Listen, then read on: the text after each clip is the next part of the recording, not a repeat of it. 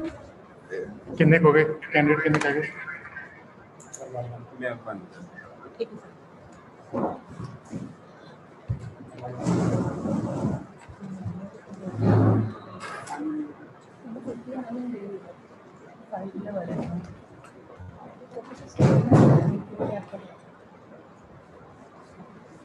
Good morning, respected Director Ma'am, Vice Director Sir Professor Nirmal Singh, and eminent resource persons, Dr. Jatinder Singh Olak, Dr. Dhandeep Singh, Dr. Poonam Patiar, teachers, and my dear students.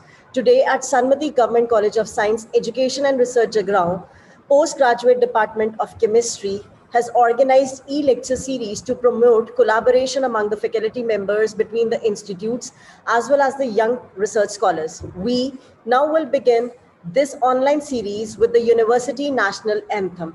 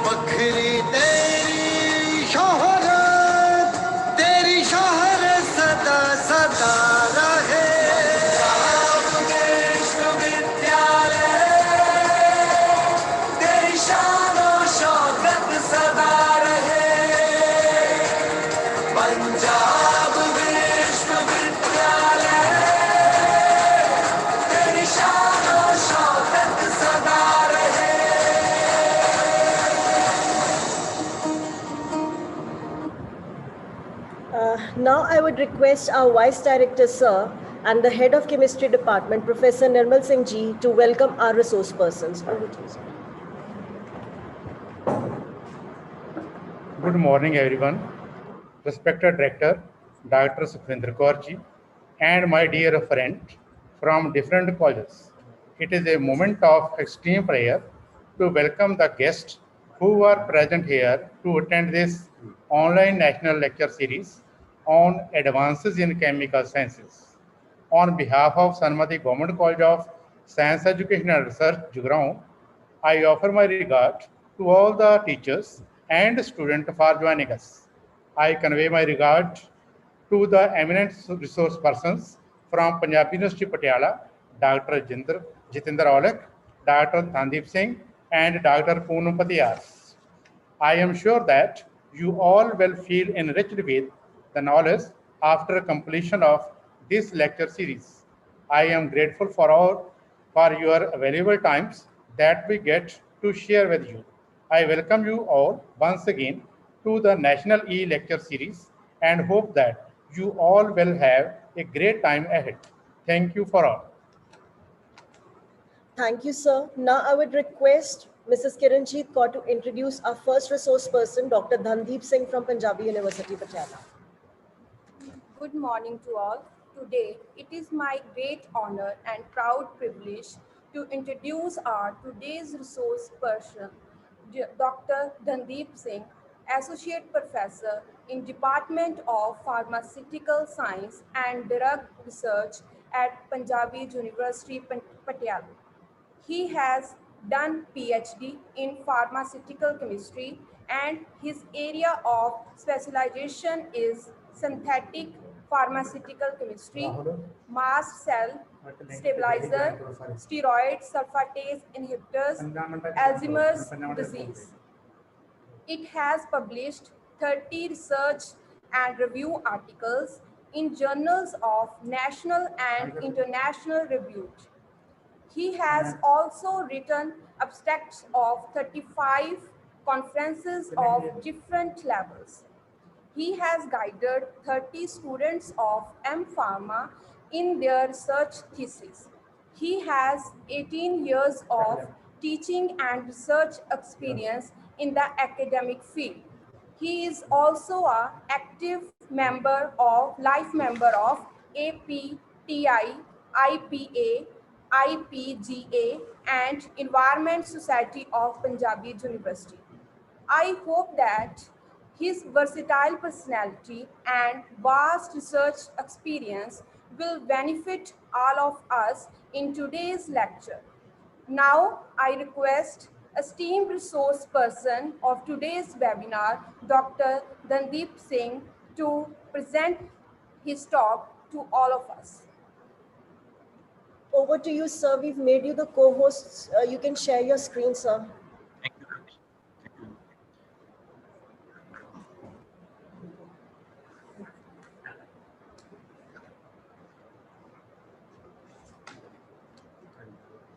Is this visible to you? Yes, sir. Okay. Thank you, Professor Nirmal and other esteemed teachers. When we talk of mass spectrometry, I'll start with my journey with mass spectrometry. I think back in '98, when I was starting, rather in final year of my graduation, this topic was introduced to us. So as a student, when we talk of mass spectrometry at undergraduate level, or maybe initially at postgraduate level, our main target was to remember something so that we can write something in exam. I think every student has the same nature, that we remember something so that we can write something in exam. So in mass spectrometry, when we started with it, what we used to remember was a block diagram, some components, and then small definitions which will be asked in the exam, like what is McLafferty rearrangement or metastable ion, what is base peak, and whatever it is. So when we started in post-graduation, we had a spectral workshop kind of thing, where we were required to interpret different spectra to identify a structure. So there we realized that this is different from remembering the things. We need to apply something, and we started solving mass spectra. Then we realized with time, okay, this is how spectra is, and this is how we do it. Later on, when we started research, we found that whatever spectra was given in a book, we never obtained it. Our mentor at that time, Professor Alka Bali, she is professor in pharmaceutical chemistry, now in Punjab University. She shifted from Punjab University there. She told that this is the problem of the worker who is doing this job, or a problem of instrument. If your compound is pure, you will get pure spectra, but we never got at that point. So then we came into the teaching, then perspective changed. Along with research, we are teaching. So now the purview of this spectrometry is changed. We will start with some things and we'll try to cover most of the things which are possible in this given time. We are already late, I think. I'm sorry for that. Okay. So what do we mean by spectrometry, mass spectrometry? First, we have to remember that it is spectrometry and not spectroscopy. When we talk of spectroscopy, we are talking of electromagnetic radiation. This is not spectroscopy, this is spectrometry. So we are measuring weight. Now, if we remember the classic techniques of gravimetry and volumetric analysis, both these analyses depend on how accurately we weigh something. So our molecular mass and how it transforms to a weight is very important, or rather molecular mass is very important. So if we want to know the composition of any compound, or in the earlier eras, we'll discuss that, we want to identify something, the molecular mass was important. So mass spectrometry is a technique used for measuring and analyzing molecules based on ionization and disintegration. We'll discuss that. And primarily, if we have a molecule, it will have a molecular fingerprint on it. So we are classifying the molecules based on their mass spectral data. So what we have is, we have synthesized over a period of time millions of molecules. We have got spectras, mass spectras of those molecules. And now we have stored them on soft copies. We call them as molecular libraries of the mass spectra of different compounds. And if we want to identify a molecule, we will just check with those records. Although this is a paid service, but it is a very good service for new researchers. So historically, Thomson is considered as father of mass spectrometry. Now, if we look into this era, early 90s, we were into identification of different atoms and different isotopes. So identification of isotopes in that era was based on mass analysis, and crude mass spectrometer was developed at that time. Later on, the technique evolved, and how it evolved we will be discussing later on. And in 2002, from Shimadzu Corporation, we got a new technique which is called as MALDI, where it is a type of soft ionization techniques. We will discuss it later. So the journey has evolved from this to this. Earlier, we wanted to identify isotope. Now we are identifying the molecules. This, I think students can take a screenshot of this, that how these different things developed. I'll give you a moment for that.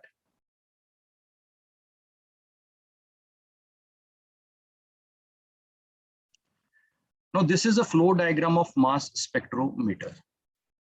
When we say this, we have a sample, an ion source, a mass analyzer, a detector, and data analysis. Now, what do we want to do into this? Why we are doing this? Now, we have any mass. Classically, we have a molecule. We bombarded it with high energy electrons, and we displaced more electron from this to make it a, classically we call it as a radical cation. Now this radical cation was accelerated in an electric field.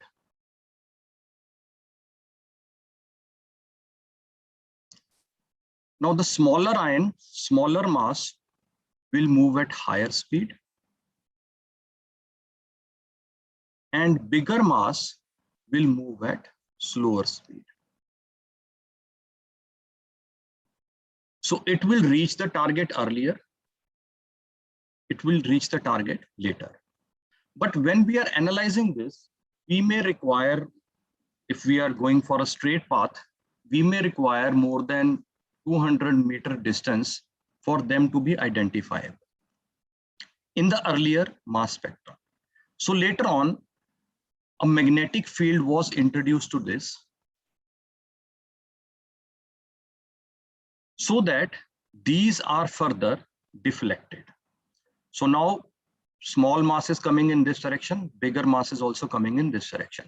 Now we have applied some magnetic field, then their path changes. This is slow to move, slow to deflect. So by doing this, we are reflecting these ions. So if I have required this much path, by using a reflector, I have reduced the size. Okay, we have increased the tube, but we have reduced the size. So this size reduction of this path has increased the portability of instrument. With time, we have increased the portability of instrument. Second issue in this is, let us say I have this methanol, I bombard it with this, I get a radical cation.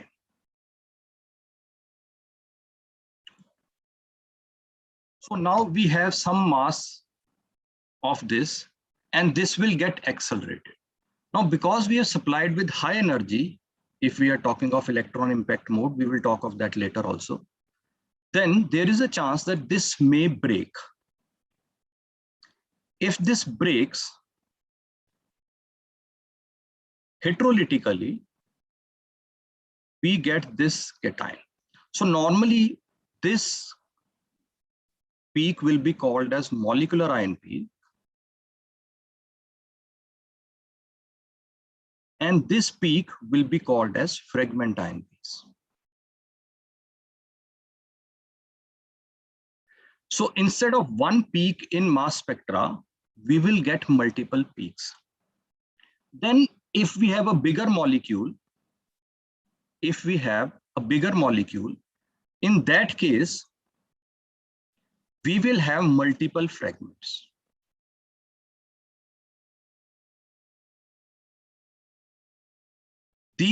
Out of these fragments, one fragment will be most stable, and it will be, if it is most stable, it will be formed in maximum amount. Then the intensity of that will be maximum, and that peak will be called as base peak. So our molecular ion peak may be a base peak, may not be a base peak. So this is the basics of a principle of mass spectrometer, which was classically used. Now, as we see into this, we have generated positive ion in ion source, and this is a negative detector, and it is attracted toward this. Now, initially, the sample used was solid in nature, and this whole assembly was contained in a vacuum. So we have a solid sample, and we were bombarding it with ion source, and then we were bombarding with electron in this case, and then under vacuum in electric field and obviously later on magnetic field, we were detecting it. So now when we look at the spectra, this is how a mass spectrum look like. This is of course methane. Now in case of methane, we have the molecular ion peak and base peak together. This is M-H peak, this -H2. These are the fragment ions. Now, if we look into the development of mass spectrum, this all development has taken place based on applications. So instrumentation is developed based on applications. So this is where ionization occur, there is where ion separation occur, and there is where ion detection occur.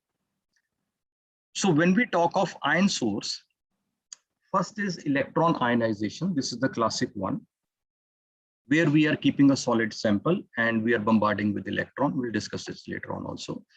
Second is chemical ionization. Here, if the sample is not stable at high temperature, or sample is a bit large sample, and we want the molecular ion peak for identification purpose, we will use chemical ionization. Then this is fast atom bombardment. In this, we place a sample on a place and we put a matrix which is low volatile matrix, and we bombard it with different atoms and we cause the ionization. Then electrospray ionization. This is a special technique where we are trying to convert liquid sample into a gaseous state and then subject it to the mass analyzer. Then last one is matrix assisted laser desorption or ionization. This is MALD. This is an advancement of fast atom bombardment technique, where we are having a solid matrix instead of liquid matrix. Ion separation is based on magnetic sector field, quadrupole, and electric sector field. These are different, and time of flight, where reflector is very efficient, where it reflects to the 90 degree. And then ion trap. This is a different type of. Then ion detection, electron multiplier, in multi-channel electron multiplier, and then we have a Faraday cup. You can take a screenshot. Students can take a screenshot here, although it is given in every book. I'll give a moment. Now, first one is electron impact ionization. So in this case, what we are doing is we are having an electron beam source, and our molecules which are to be subjected for mass analysis, these are placed here under vacuum condition. When electron bombardment take place, the electron are repelled from the softest metal, I will say, softest atom, I'll say, or heteroatom. For example, if we have this heteroatom,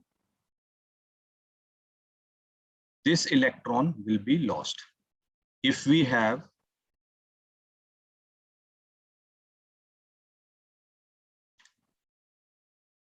let's say ketone, in that case also this oxygen will be first.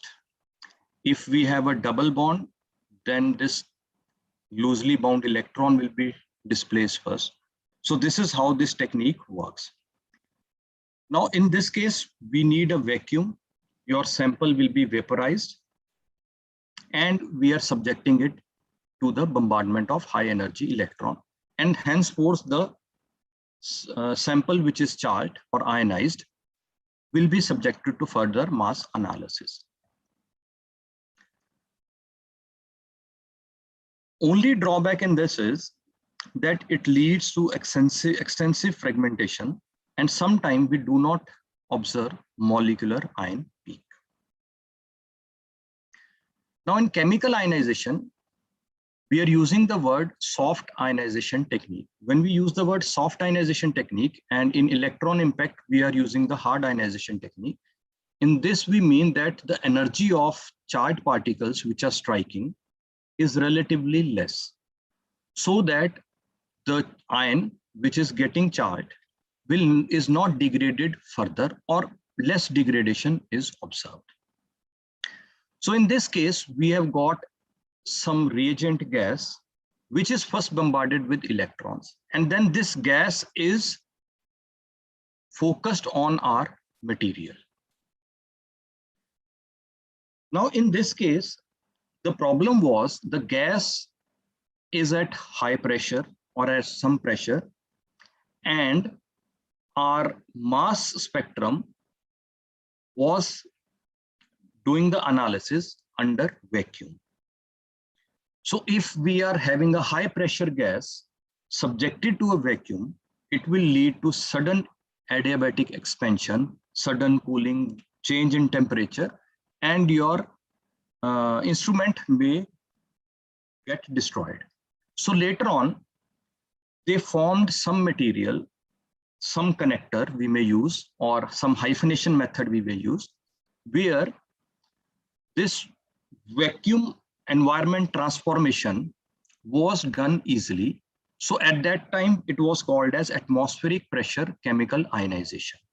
So now we are linking something through which our ions are subjected to the mass analyzer. So we have added some connector to it so that from high pressure, it is not a sudden change to low pressure. Some filtration takes place where maximum gas molecules, carrier gas molecules are lost, and only ions, the desired ions, the charged ions, they are streamed into the vacuum through a small aperture, we can say. So this was a path breaking technique. Why this was a path breaking technique?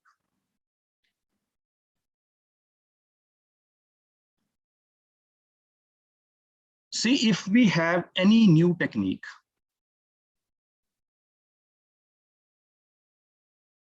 everyone wants to use it. Why everyone wants to use it? So if I am a scientist, I am doing a work in my field. If I am using a new technique, that means I am studying my analysis with a new technique. It becomes a novel method. So there is always a pressure whenever we get a new technique in the market, how we can use it before others do. So in research, the thing is, if I am doing something and I get a new technique, how quickly I use that technique for my field. Now, there is one field called as chromatography. It evolved tremendously. So we had gas chromatography and liquid chromatography. In liquid chromatography, we had HPLC, then UPLC came. So now in gas chromatography, we are having gas at high pressure. And we have separation of volatile material.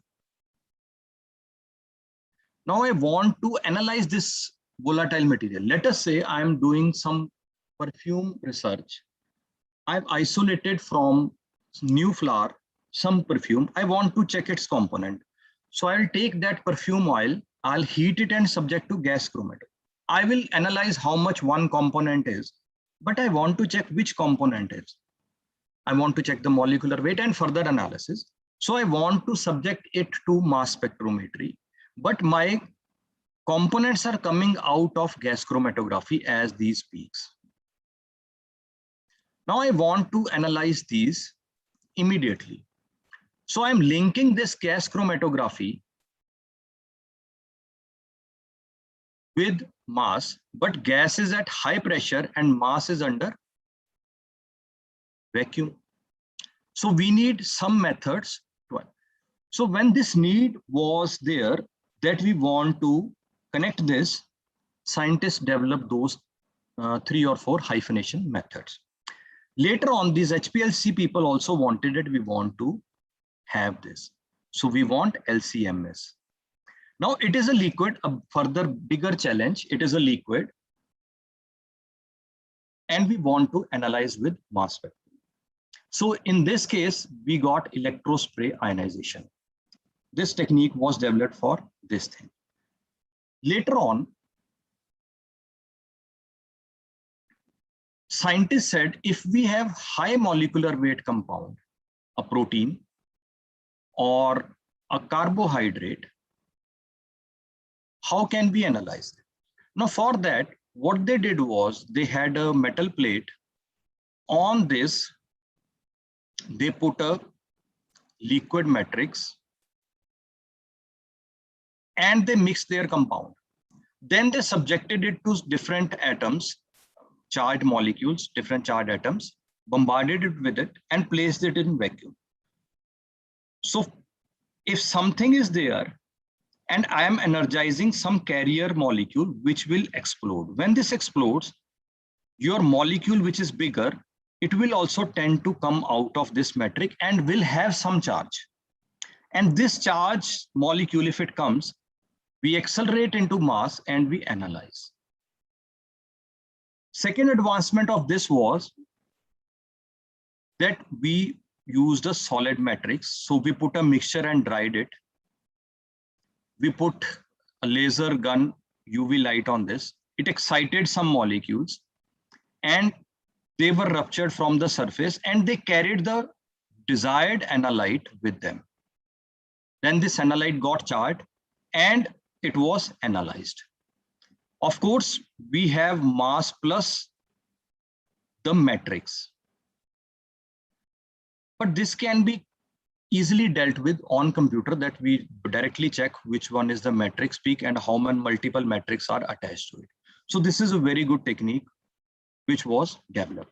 Now the question is, this need was there that we want to analyze, we want to determine the molecular weight accurately for polymers and other peptides. Then this technique was developed. So it is all, development is all based on the need. Now this chemical ionization, so we are putting a chemical charged species to the analyte where this analyte get charged. And in most cases, this charge transfer is due to protonation. So the commonly used gases are methane, ammonia, water in volatile and isobutane. And radiation source are the standard sources. Now in this case, we have introduced a reagent gas which is charged here and then it react with the analyte ion. Now this all takes place under atmospheric pressure and then this is linked to mass spectrometer. Now if we look into the spectra, the first spectra of this molecule is electron impact, where we get this mass peak and we get this fragmentation pattern. Whereas if we use this in chemical ionization mode, this is the mass peak M plus H plus these additional peaks which are M plus ethane and so on, that if some molecule gets attached.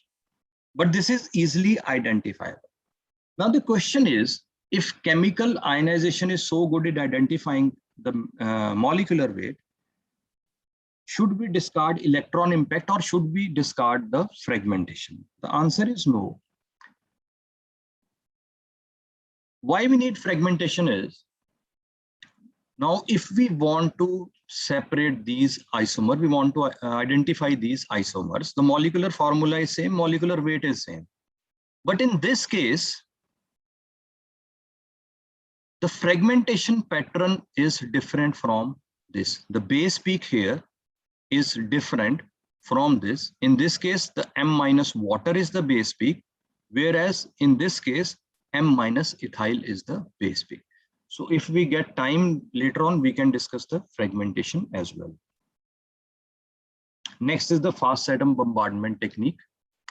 It is also called as liquid secondary ion mass spectrometry. It is a soft ionization technique. It is used to analyze polar ionic, thermally energetically labile, high molecular weight compound. So in this, we have a liquid matrix. We dissolve our compound and then we bombard with different charged molecule or fast ion.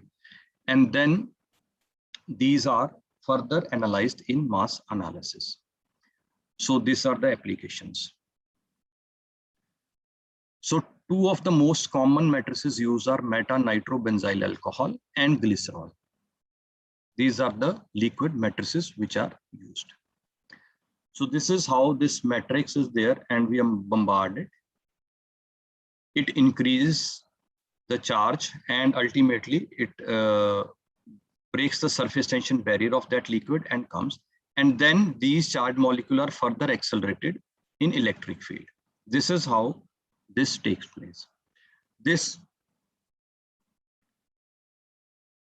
matrix assisted laser desorption ionization, this is similar to fast atom bombardment. Only thing is we are using a solid matrix. All the things remain same.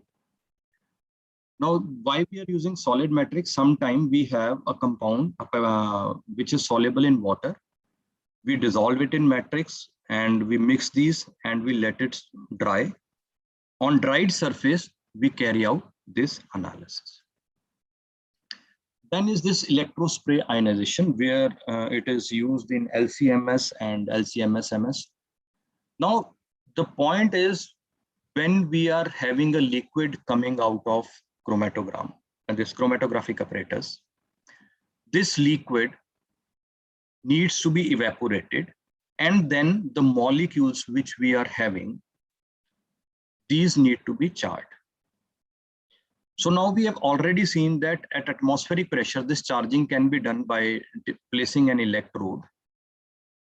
Now what is done is, we take an apparatus, we link it to the HPLC. HPLC, the solvent is coming out at very high pressure and speed is also okay, 1 ml per minute or so. And we link it to a nebulizer, which makes small spray. So when the particle is small, surface area increases overall and rate of evaporation is increased. Then these molecules are subjected in an evaporation chamber.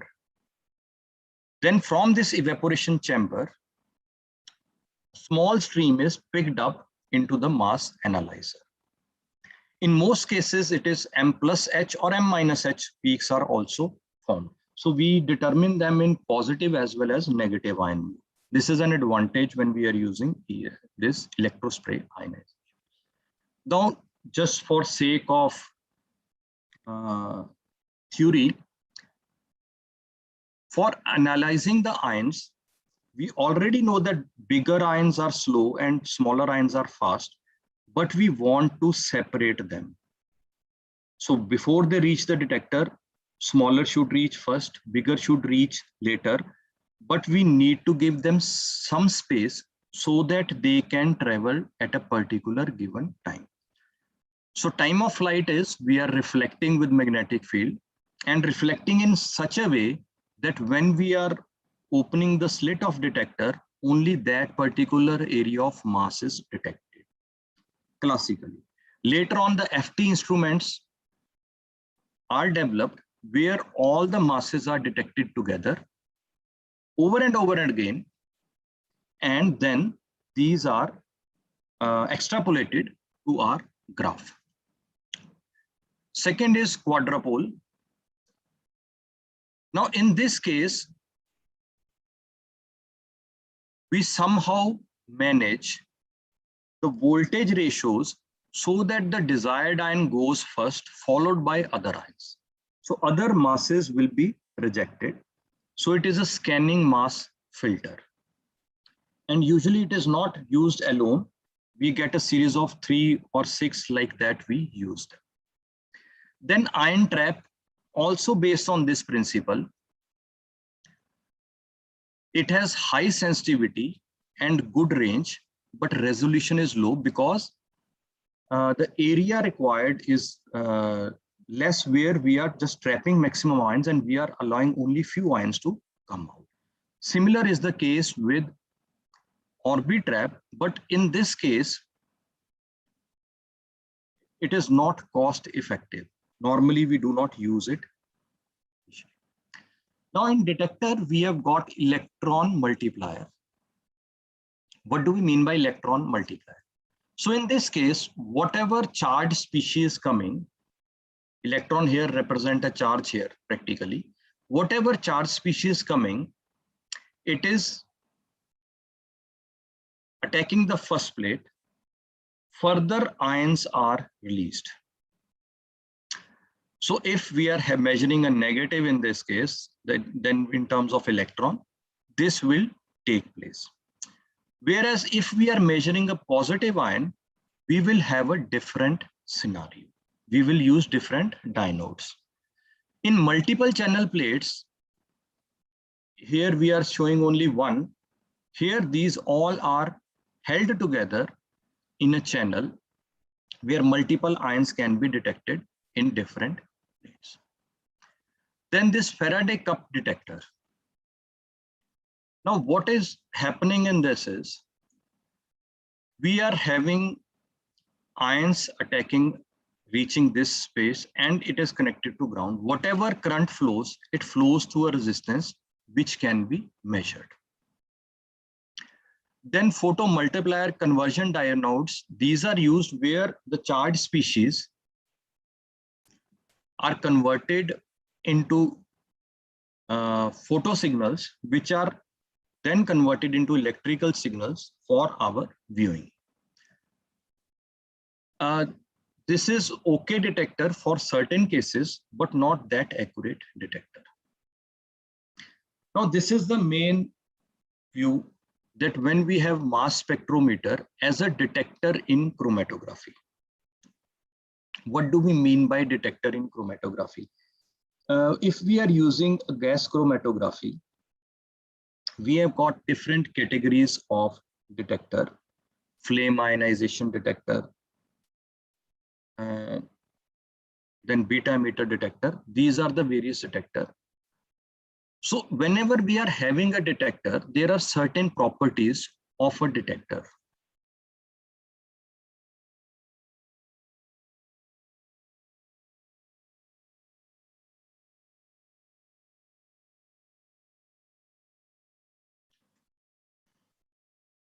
The first property is its sensitivity. Second is selectivity. Third is response time.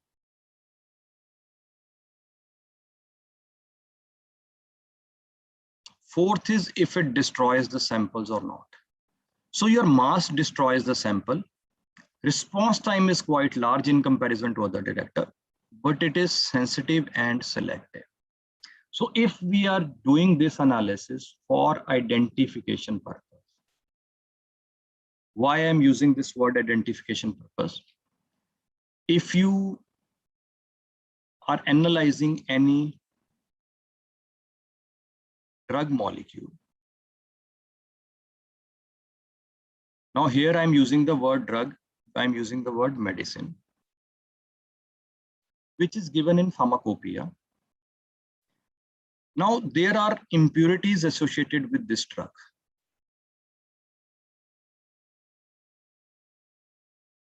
If some impurity is present, which can be a carcinogen, we have to reject that sample. The classic example is of ranitidine, the antacid tablet, where the sustained release formulation was prepared. It contained an impurity which was later on found to be cancer causing. So that particular formulation was banned, and now new formulations are coming up. Now in this case, the sensitivity of mass is in parts per billion. So we want to analyze our compound in high sensitivity. So I'm taking a sample of medicine, I'll use the word medicine here, from the tablet. I'm extracting our medicine and I'm running a LCMS.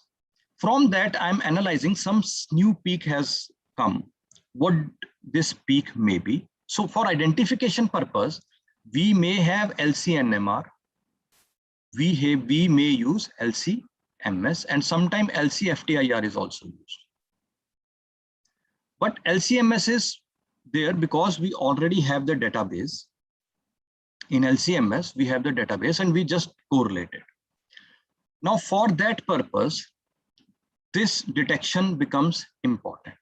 Now, if we talk of detector of liquid chromatography, usually we classify them as bulk property and solute property detector. In bulk property, we have refractive index.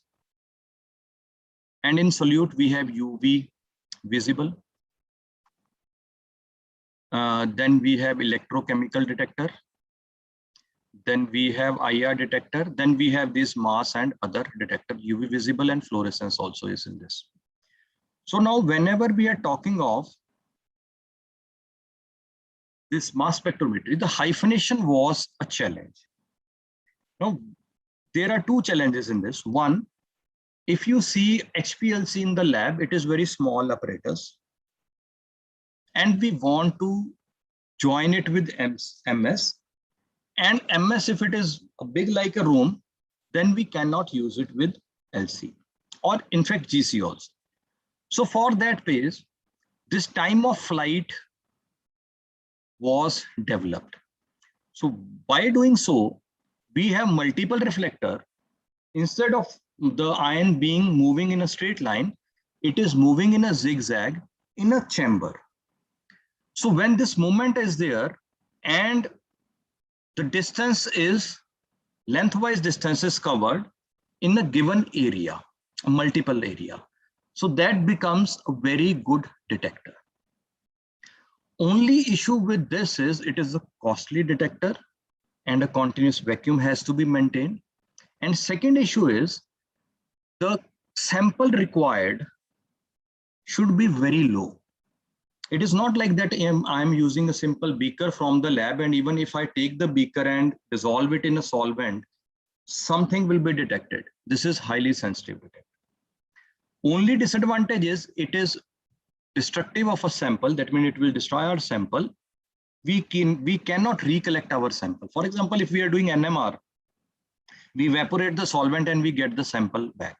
Or we are doing IR, we can dissolve the pellet and we are getting our compound back.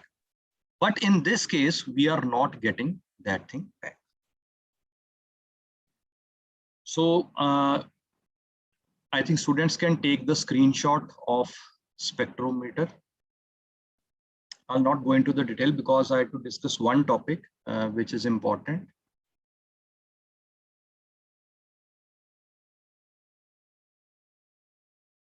So look into this, just the application. It started with identification of isotope to a mass detector of chromatography. That means we are using it in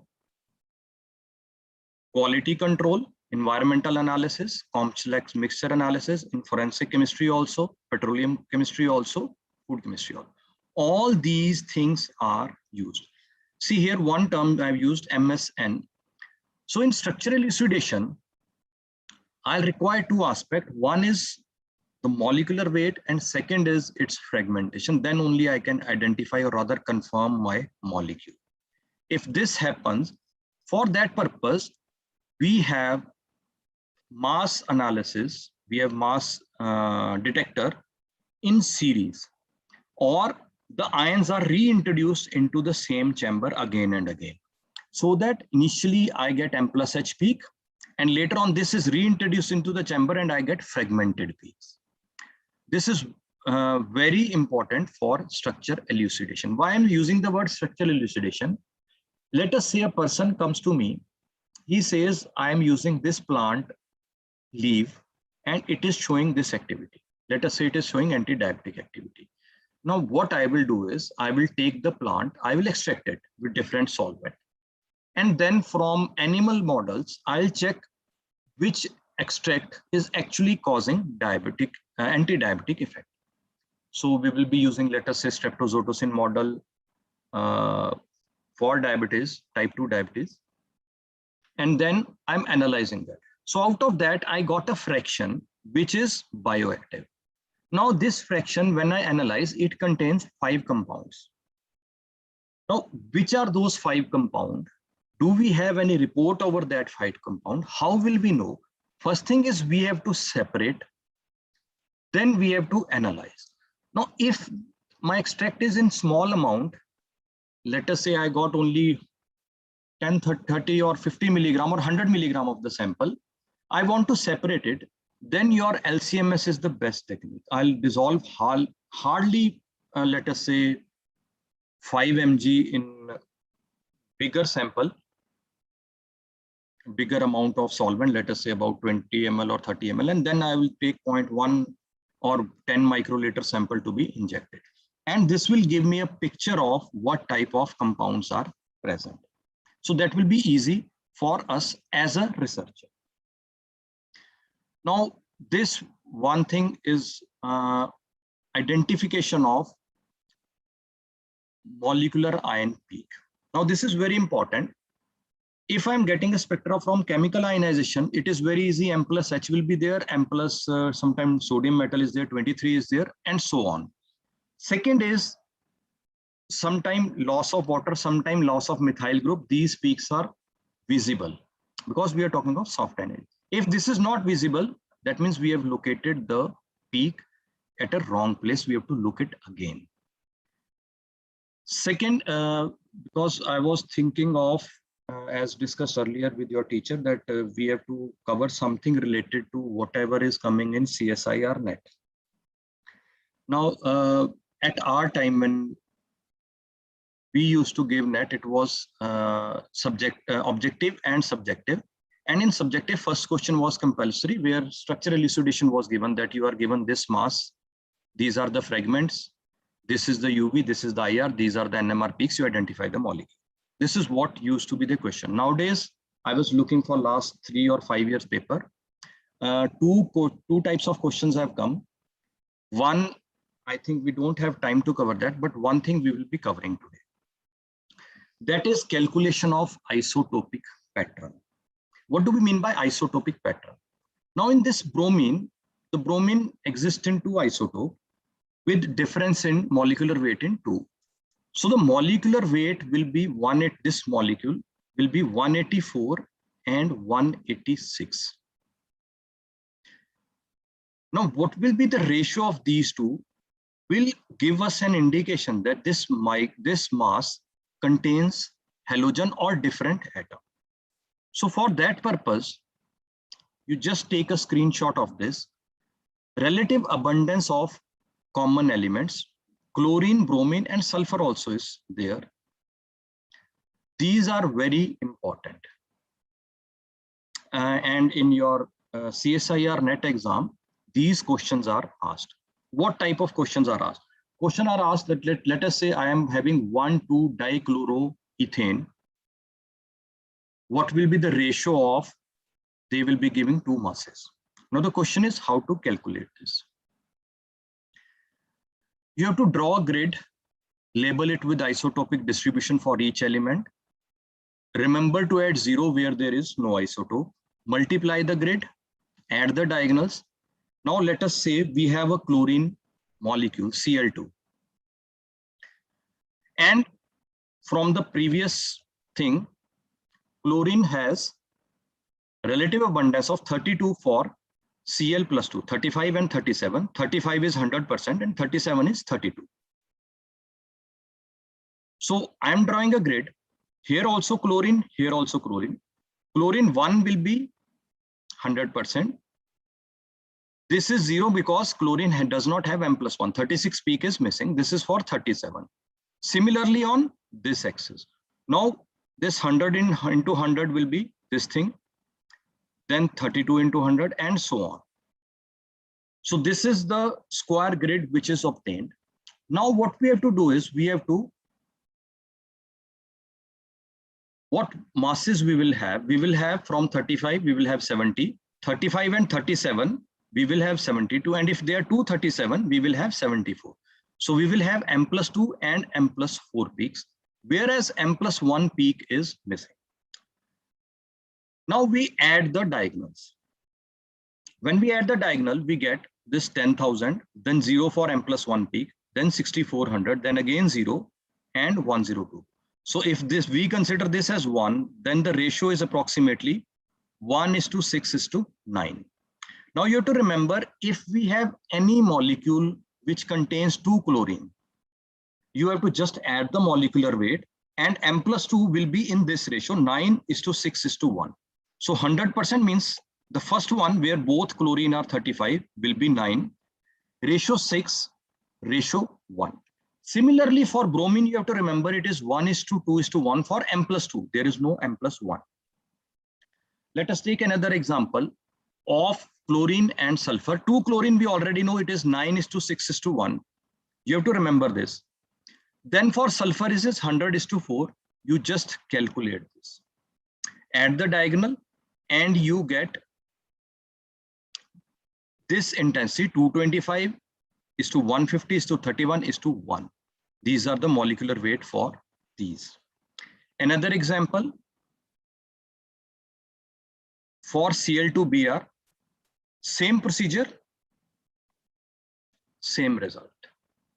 So you have to remember these. If there is something new, you can calculate. Remember in NET exam, I think all the this data usually is given in first or second page where relative abundance is shown. Otherwise, you can remember this. Now, any questions related to this?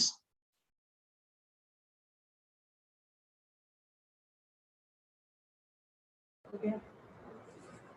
Because I think I've completed it on time, hopefully. Yes, sir. Sir, there are certain questions from the students. Yes. First question was that, like, you explained it, but they want to know it again, that why it is called as spectrometry and not spectroscopy. Okay. Now the simple thing is, whenever we are using the term spectroscopy. Sir, just 1 minute, sir. Just sorry to interrupt you, sir. Can you please on your video? I needed to take one pictures because we needed to send it. Yes, sir. Thanks. Okay. Sir. Yes, sir. Okay. So now the question is, if we are using the term spectroscopy, we are talking of light spectrum. So we are analyzing the light spectrum of that. Whereas in spectrometry, we are measuring the weight here. Spectro in the weight is we are differentiating the weights. Different weights are there. In mass spectrum, it started with isotope identification. Later on, different atoms were identified, and then different molecules, and then different isomers also were identified. Any other question?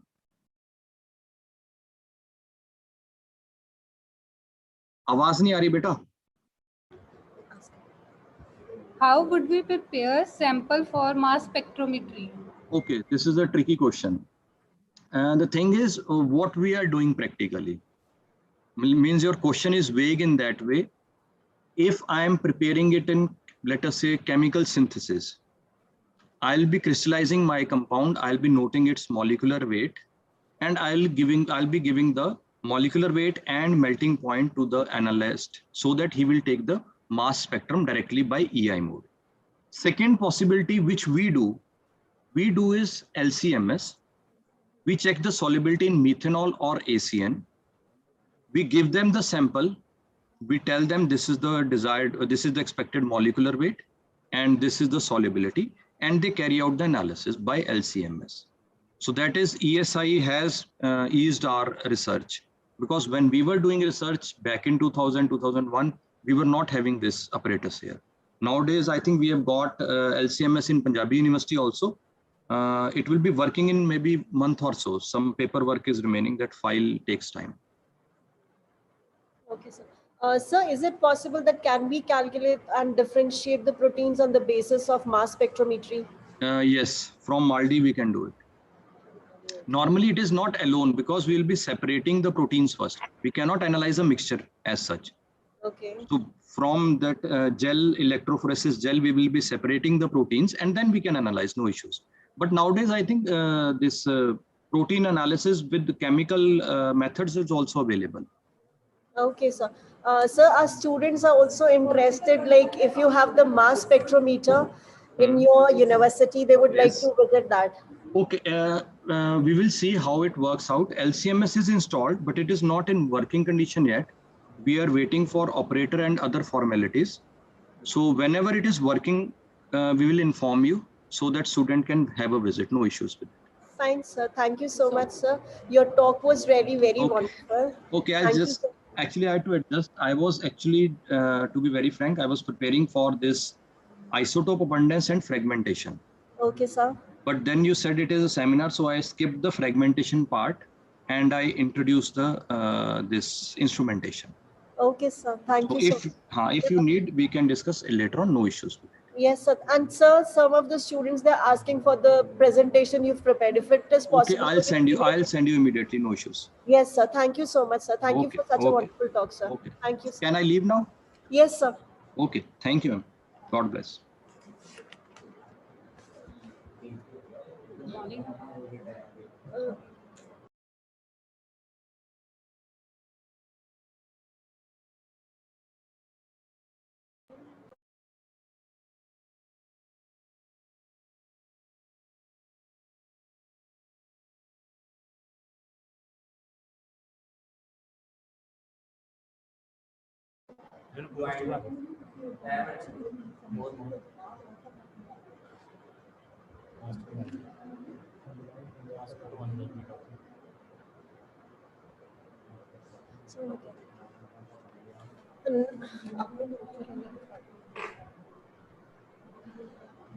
morning once again. Now I would request Ms. Sonia Sharma to introduce our second resource person, Dr. Poonam Patyar from Punjabi University, Patiala. Good morning to respected Director Ma'am, Vice Director Nirmal Singh Ji, and eminent resource persons along with teachers and my dear colleagues. Today I feel really honored to introduce our today's second resource person of e-lecture series, Dr. Poonam Patyar, who is Assistant Professor in Department of Chemistry at Punjabi University, Patiala. She did her BSc from Punjab University, Chandigarh in 1997, and after completing MSc from PAU, she did her PhD from GNDU, Amritsar, under the guidance of Professor Bhajan Singh. During this tenure of academic career, she received number of scholarships such as JRF, SRF. She started her teaching career as a lecturer in NIT Jalandhar in year 2007. She has life membership of Indian Thermodynamic Society Amritsar, Indian Council of Chemistry, and Punjab Academy of Sciences Patiala. She has number of publications in her credit. Out of this, I am citing only a few one. First are volumetric behavior of glycine in aqueous succinic acid and sodium succinate buffer at different temperature. Second is molecular interactions of L-amino acids, volumetric and viscometric studies of some metal acetate. Today, she is going to deliver a talk on physical photochemistry. I hope that her knowledge and research experience will assist our students to gain much more from this. Without wasting much of your precious time, now I would request Dr. Poonam Patyar to commence their lecture. My voice is audible to you, ma'am? Yeah, I hope mine is also audible. Yes, ma'am. Okay. So first of all, I would like to thank Dr. Nirmal and the staff for inviting me here and so that I can share my uh, ideas or bit of knowledge with you students.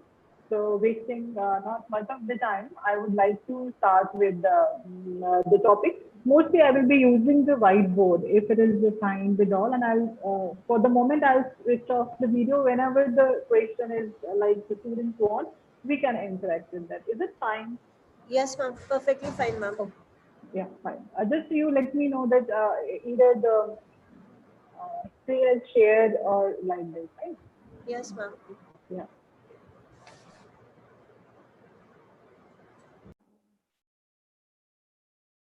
Is it shared, right? Yes, ma'am. The screen is being shared. Yeah, I just want to once share the whiteboard itself also because I'm not very familiar to this Zoom. I'm just doing it for the first time here. I am very much familiar with the Google Meet. I hope this whiteboard is visible. If I do write something, everyone can see it like this, Yes, right? ma'am. Yes, ma'am. Yeah. Everything is visible. Fine, ma'am. Okay, okay, fine, fine. Yeah. So the audience is for post-graduation now? Ma'am, we have graduation and post-graduation both. Okay, okay, fine, fine.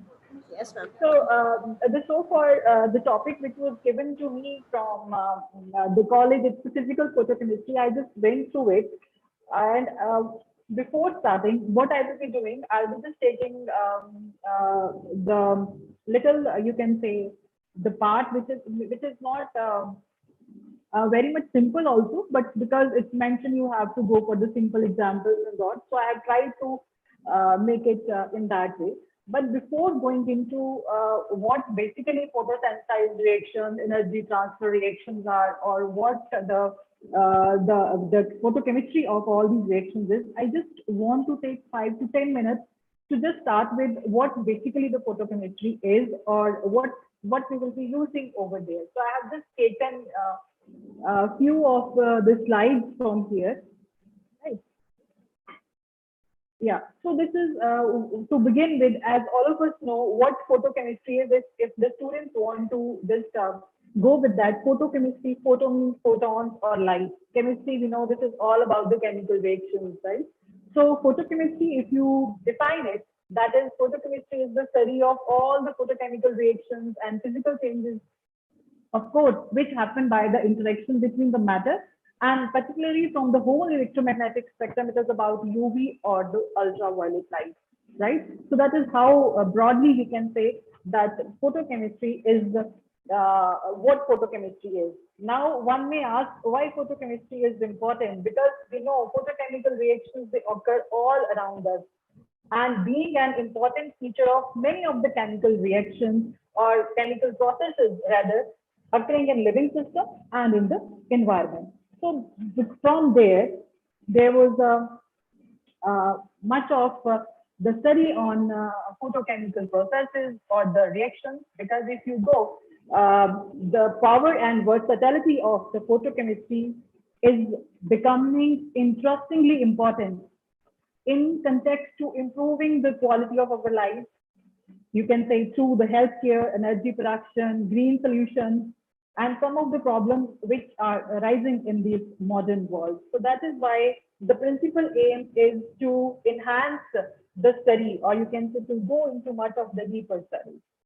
So now if you come to this physical aspect, all of us know the development of the quantum theory, which was done in earlier 20th of the century.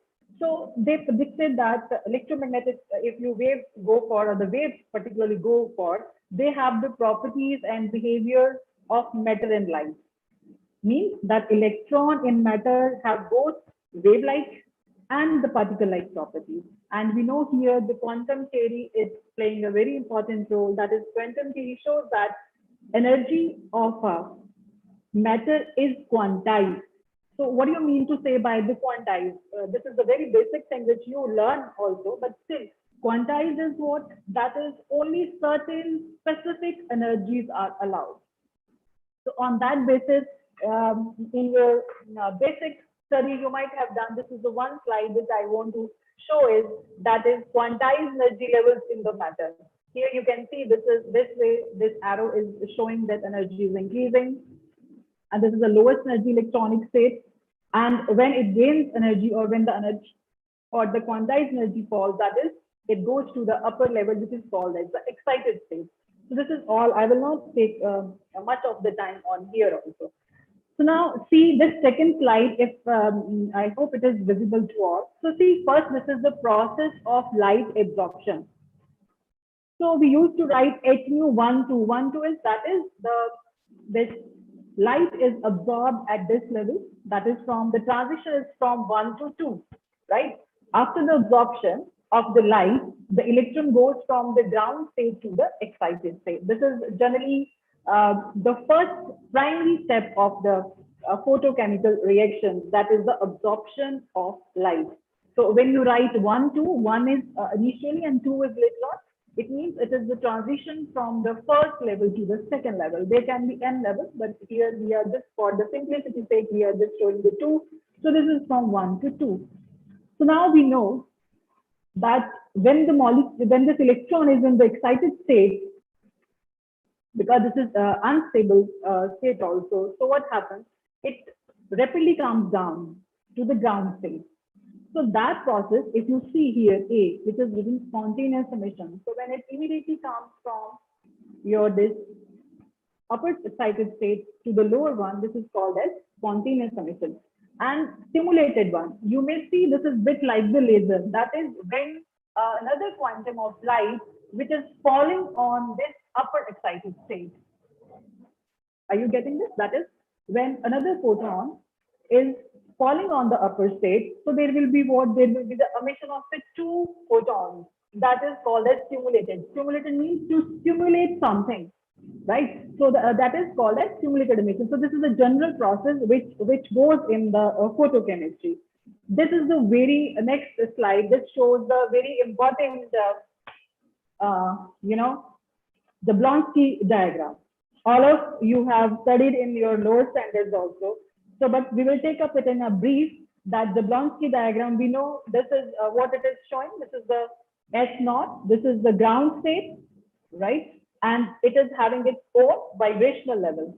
And this is one, this is the singlet state, this is the doublet, another singlet state.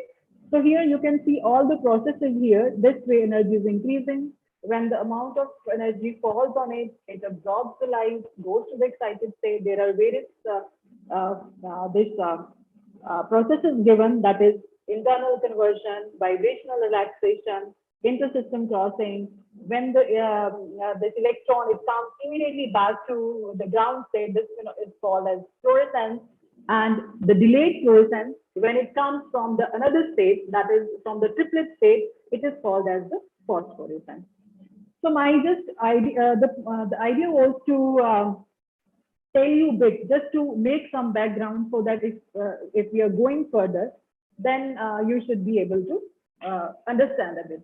So now, first of all, the topic which I'm going to start is, as mentioned in your syllabus, that is photosynthesized reaction and the energy transfer processes, that is with some of the examples, right? So this whiteboard is visible. I should ask once again. It's visible now?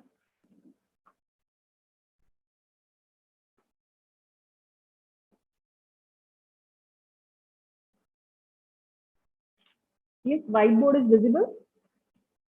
Yes, ma'am, the whiteboard is visible. Okay, fine, fine.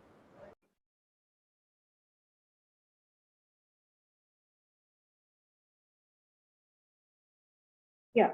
So first is,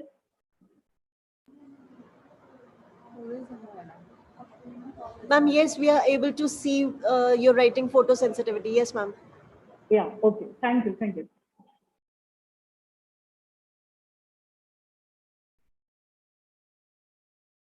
So to understand this process, we just will start with what is photosensitization.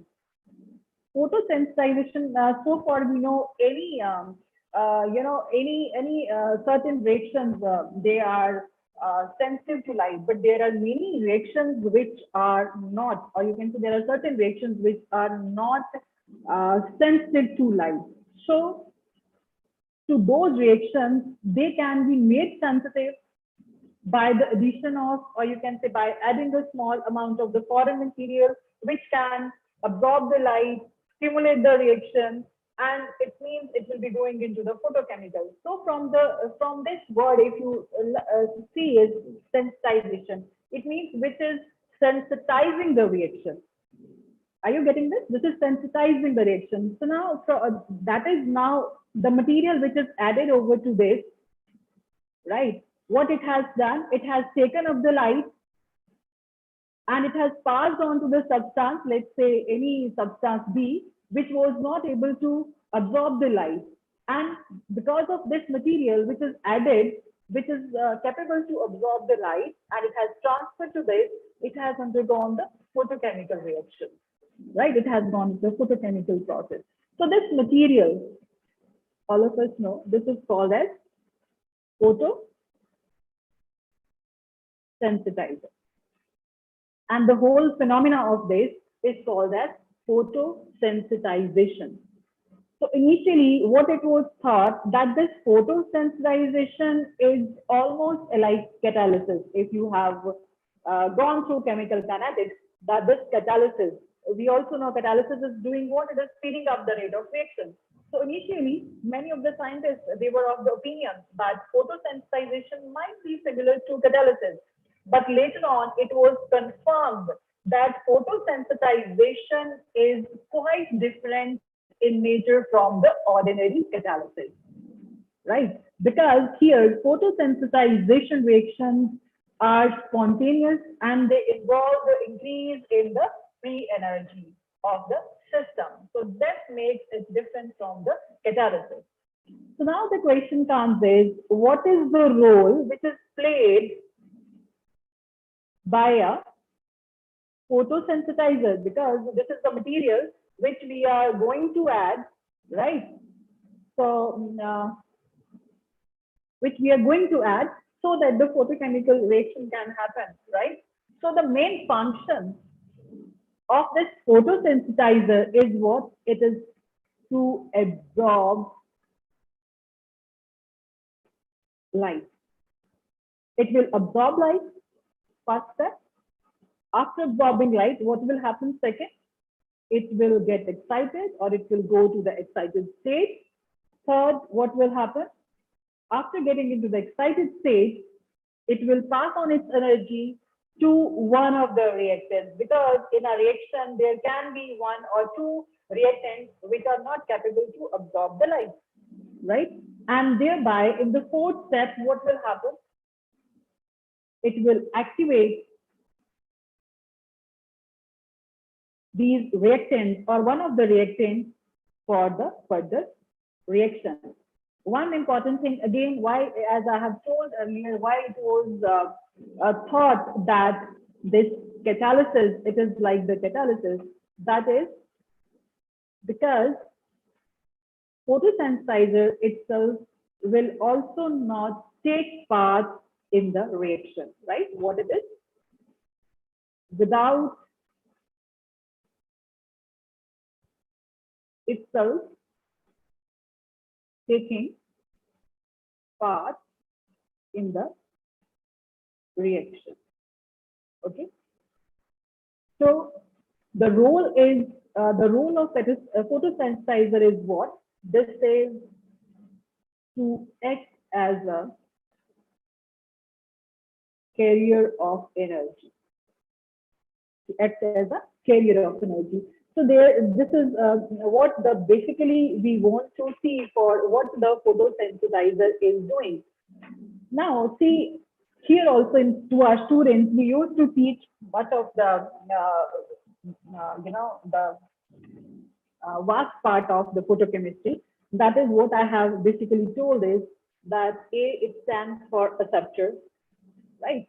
So it absorbs the quantum of light, right? It may give rise to, you can say this, this A, it is receiving this quantum of light and it has to give product. It may or may not, what we have gone by the definition, it may not give rise to any product, but later on it was discovered by Frank and Caro in 1922 that if third material, as we have discussed here, or the photosensitizer is added, that is, you can say like this, it will absorb the light, pass on to it, and it can give rise to the product. So here B in general is what? This is the photosensitizer. This is a very simple part. I hope everyone has got it.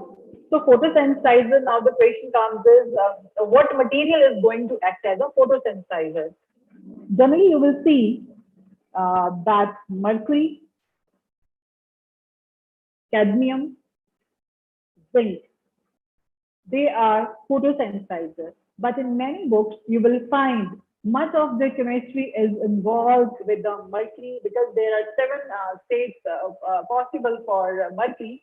So much of the photochemistry, it involves the reactions, no doubt with the cadmium and zinc also, but maximum you will find the examples with the mercury, that is mercury sensitized reaction. For instance, let me write one, that is a dissociation of hydrogen or molecular hydrogen into the atomic, that is when the wavelength of light 2537 angstrom falls on it. This is what? This is the dissociation. I can read the picture for you.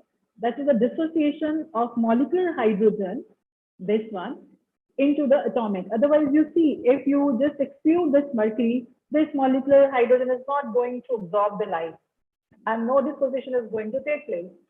But here you can see this mercury, this is acting as a photosensitizer. So if you write the mechanism for it is, that is, mercury, it absorbs light, right? And it goes to the excited state. If you see whatever the steps we have written here, it will go accordingly, right?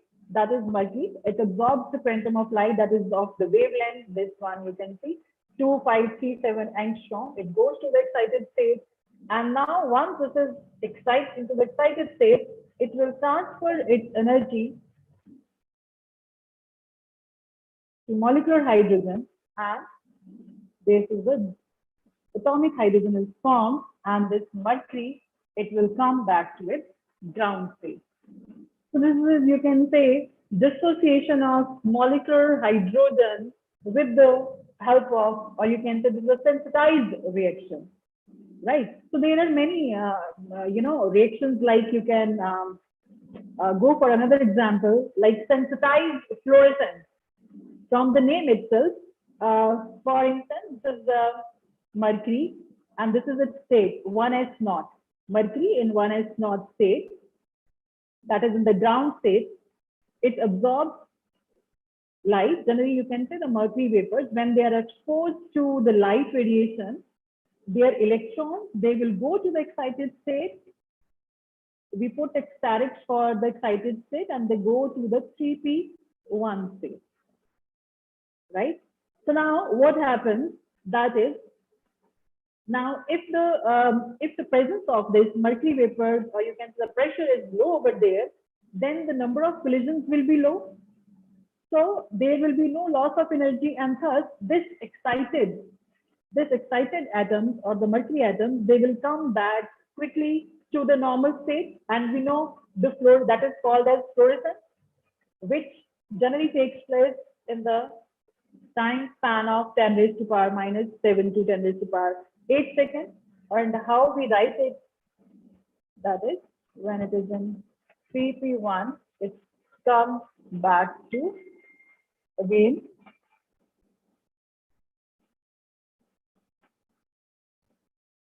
and there is the emission of light. So now, because I have said here, this is I am writing for sensitized fluorescence, right? So now here you can see this is a certain amount of light which is absorbed by the mercury atoms when they are in the ground state, right? And they go to the excited state. In the second section, you can see here what we have written. There is a certain amount of light which is coming out. So now, if the light, or you can say if the same amount of light which is absorbed and emitted, right, then it will be giving rise to what? There is another term. If this light and this light is going to be same, this is called as resonance fluorescence. And you know, this is a violation to the Stokes law, right? So this is these are the reactions which we can study, or which we go by this particular the part, right? So now there is one more example.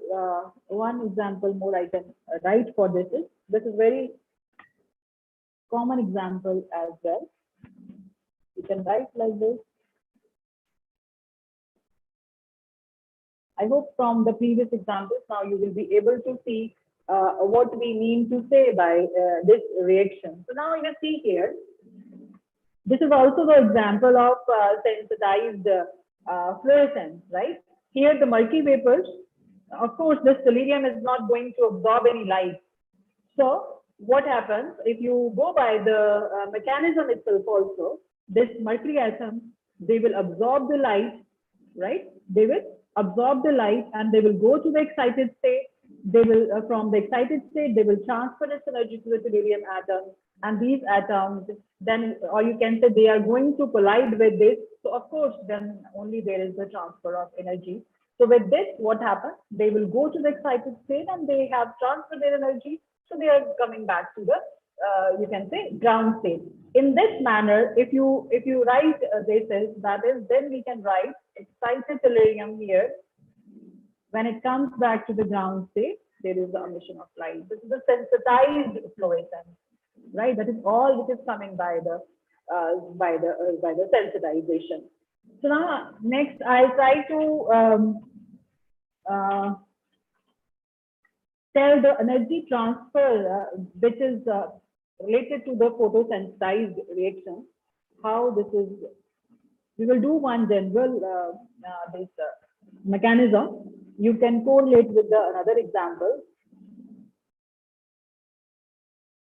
that is energy transfer in photochemical reactions. So this will cover both your photosensitization and quenching. Q stands for quenching, P I have just written for photosensitization. So if you write it, that is first of all,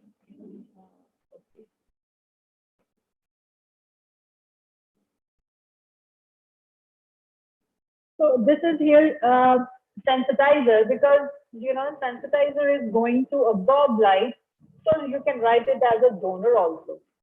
Okay, donor, which is going to donate its light, right? And this is the ground state, S not for sensitizer. This we are writing for the reactant, which has to take up the light from here. Okay, so this is, or you can write it as acceptor, one and the same thing, reactant, acceptor, or sensitizer, or donor. So now we know that here you can make, first of all, the energy levels here, make one this, and you can make this. You can make this. So we know this is S1 singlet state, and this is the triplet state for this particular donor. And here you can just put here singlet, or you can write it just to differentiate from the singlet of the sensitizer and singlet of the reactant. You can put it like this also. 1C. This is singlet of the acceptor. Or you can put here, this is the triplet, or you can put this as, okay. You can.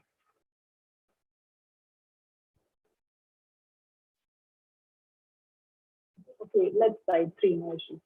So this is in similar way you can put it for one donor. This is a singlet of the donor, and just to not get confused with this. Okay.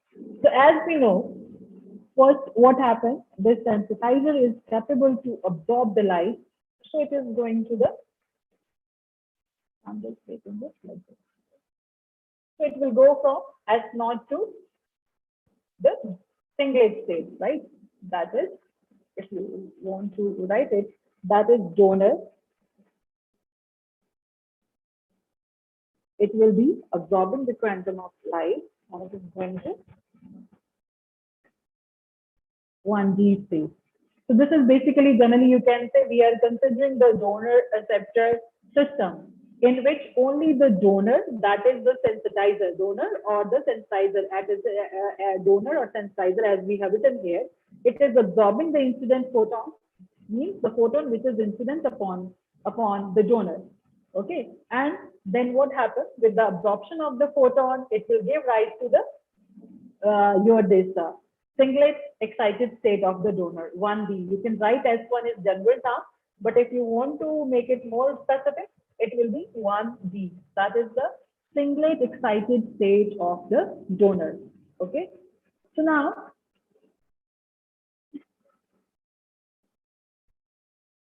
that is, or there is, we have this another, if you go by the energy level, which is in low in energy, right? So all of us know the Jablonski diagram. What happens? This can come to the triplet state, that is why ISC is inter-system crossing. That is, 2 different states are involved, singlet and the triplet. Or how we can write it, that is singlet state of the donor. When inter-system crossing happens, it is going to this triplet state. Is it okay? And obviously we know from here, it will be what? It will be coming to the ground. Okay. Now, this energy is basically transferred. Okay, this is transferred to the reactant or the acceptor, and then it goes to the excited state, triplet excited state. That is how it means now your triplet, the donor which is in the triplet state after intersystem crossing, it will transfer its energy to the acceptor. And what will happen? There is exchange of energy or transfer of energy rather. This will be, donor will come back to the ground state. So we are simply writing D, and acceptor will be. I hope it is clear. Any questions so far? No, ma'am, it is clear. There were no queries as of now. Okay, fine. Thank you. Then after this, now you can see when this is in this reactant, it has absorbed energy, and now it is in the triplet state. So of course, it is going to give the product, or there is a product formation. That is, if triplet acceptor, it gives rise to product. You can write in full also product. So then it is called as what? This is called as photosensitization, right? So now it may also happen, that is, if there is, this is, we are excluding this, that there is no transfer of energy, or you can say when product formation takes place from the triplet state of the donor. So what this process is called? This is called as quenching. Why it is called quenching? Because this donor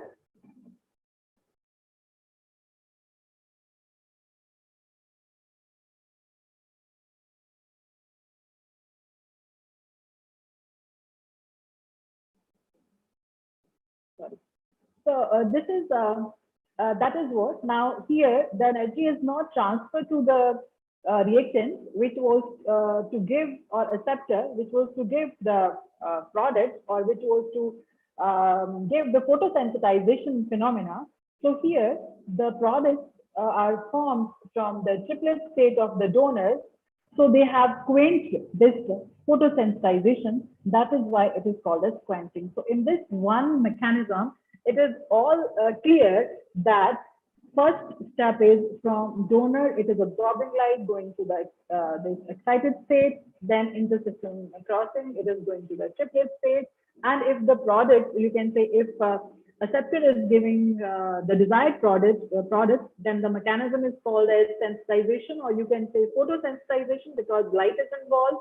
And if the product of interest is coming from 3D, so it means A is quenched, right? Are you getting this point? This is acceptor is quenched. So that is called as quenching. So your sensitization or photosensitization and quenching, they are the two very, very important mechanisms in the photochemical reaction. So that is how basically whole this part it goes by. Okay. So now here, because we are just continuing with the transfer or energy transfer, so there are very important mechanism for this. That is the electronic energy transfer mechanism, as we have done earlier, right? So here, electronic transfer energy, that is, we have said is donor. It is absorbing the light and it goes to the excited state. This step is simply the light absorption by donor. And secondly, we know that it is the this one. It means here what is happening? Energy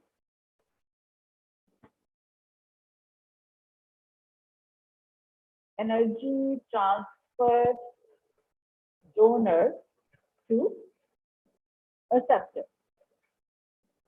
Okay, or you can say this electronically excited donor, D steric, is initially formed by the direct light absorption, and this can transfer its electronic energy to the suitable receptor molecule A, and simultaneously quenching of this excited donor occurs, and there is the formation of this electronic excitation state, that is from A to AX direction. So the transfer occurs, you can say, before DS direct, it can radiate, right? Are you getting this point? That is, if this donor is in the excited state, of course, it can radiate, but the transfer occurs prior to the radiation, right? Or prior to its ability to radiate. And therefore, this phenomena, it is called as non-radiative transfer of excitational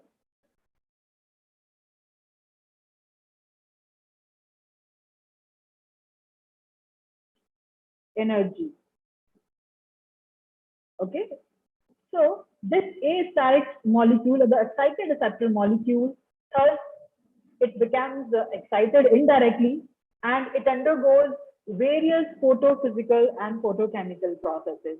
This is what is the basics for, or you can say, for the photosensitized reactions.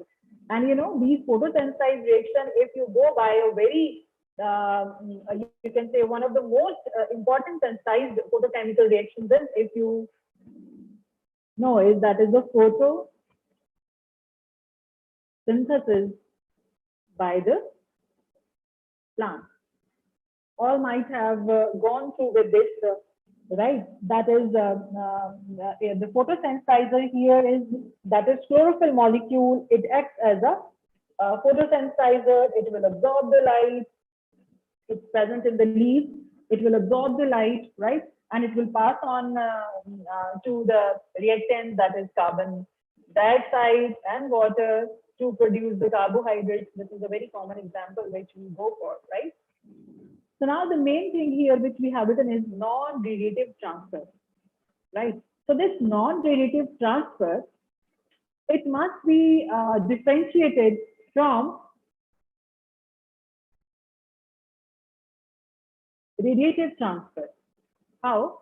Because it involves the simple, or you can say trivial process of emission by the donor. This is the emission by the donor. And, or you can write it like this, that is, we are saying donor, then if it comes to the ground state, it will come with the, this photon is coming out. Or you can say when it is giving this photon, it will be taken up by the acceptor, and acceptor can go to the excited. So if you say it is called as trivial, why it is called as trivial? Because it does not require any energetic reaction, right? It does not require any energetic reaction between this donor and the acceptor. Are you getting this point simply? That is, this donor, it comes back to the ground state with the emission of this photon, and this emitted photon is taken up by the acceptor and it goes to the excited state. So this is trivial because there is no energetic interaction between the donor and the acceptor. It is merely what you can say here, the reabsorption. We can say this is the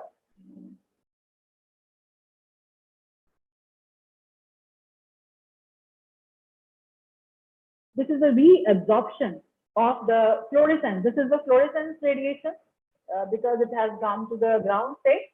So this is the fluorescence radiation. So this is in the second step. This fluorescence radiation is reabsorbed by the acceptor and it goes to the excited state. This is simply as per the Beer's law, right? So from here, there are generally two types of mechanisms were given for the non-radiative. If you look into this non-radiative electronic transfer or energy transfer, first is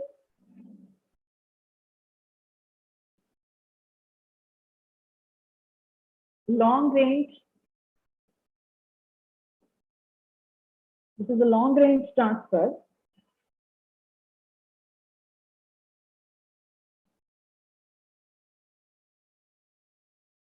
by dipole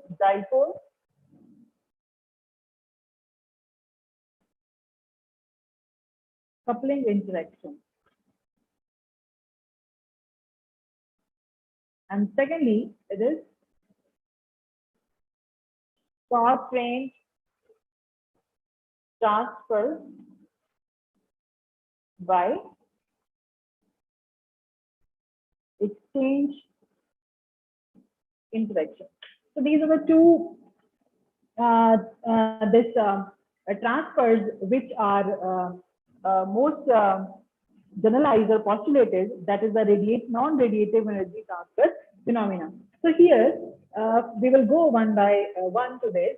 That is, if you just look into the broad, if you wait, that is, first of all, you can say we are talking of, I'll come to this later on. This is electronic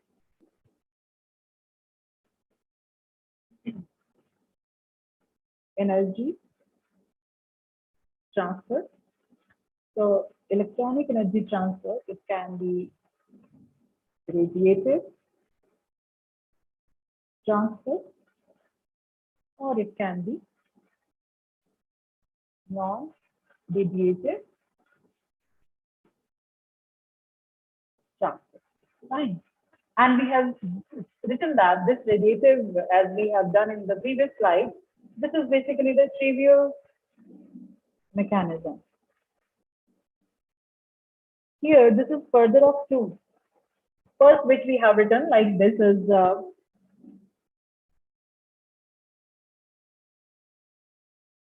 Coulombic mechanism.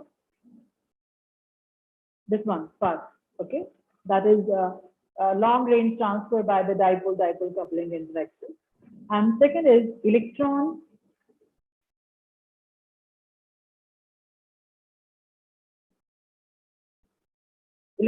exchange mechanism. So this is basically the principal mechanism of electronic energy transfer, right? These all the mechanisms, they basically require the overlap between the fluorescence spectrum of the donor and the absorbance spectrum of the acceptor, because we are talking of the donor receptor this system or the complex. So now this is we have done here, this one, the trivial mechanism, right? So this is which we are going to start, which we have written, that is long range dipole-dipole, or you can write here also that is the Coulombic energy transfer. Long range transfer by dipole-dipole or Coulombic energy transfer, you can write, right? So now from the name, this Coulombic, this is first one we are going to discuss here.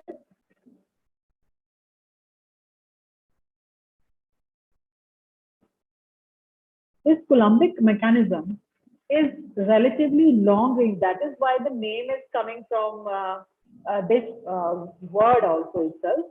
That is, it's relatively a long range process, right? In which as much as energy can be significant, it means it is significant even at the distance of the order of 10 nanometers. So from the distance, this non-radiative energy transfer mechanism is coming, right? This one, first one. Got this? That is dipole-dipole interactions are going on, and the energy transfer is significant, or it can be significant even at the distance of the orders of 10 nanometers. That is why the name is also long-range energy transfer interaction. Okay. So the Coulombic energy transfer, it is now the name, how to justify here this name is, that is Coulombic energy transfer. Coulombic energy transfer. It is a consequence of mutual electrostatic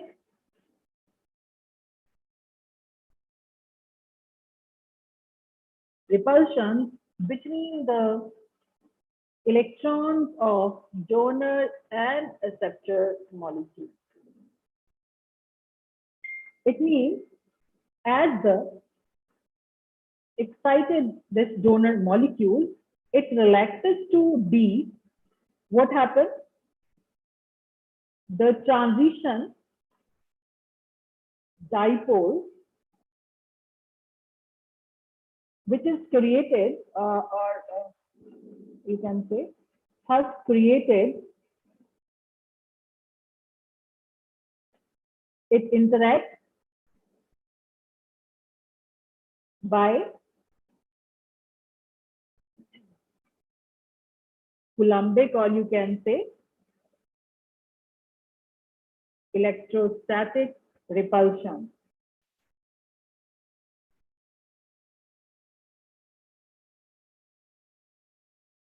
With the, this is with short, I have it.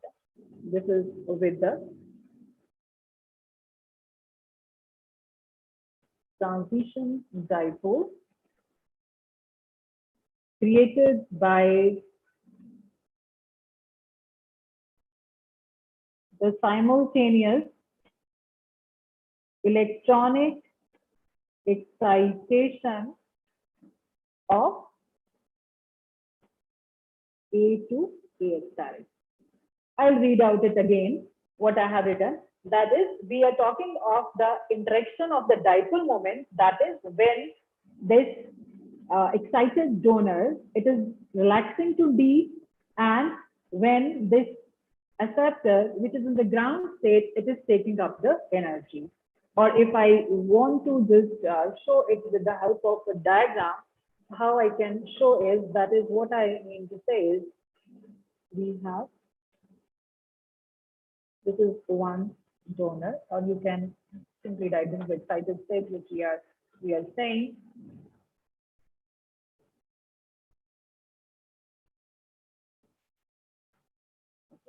Now let me draw it. This is acceptor. This is in the ground state. Okay.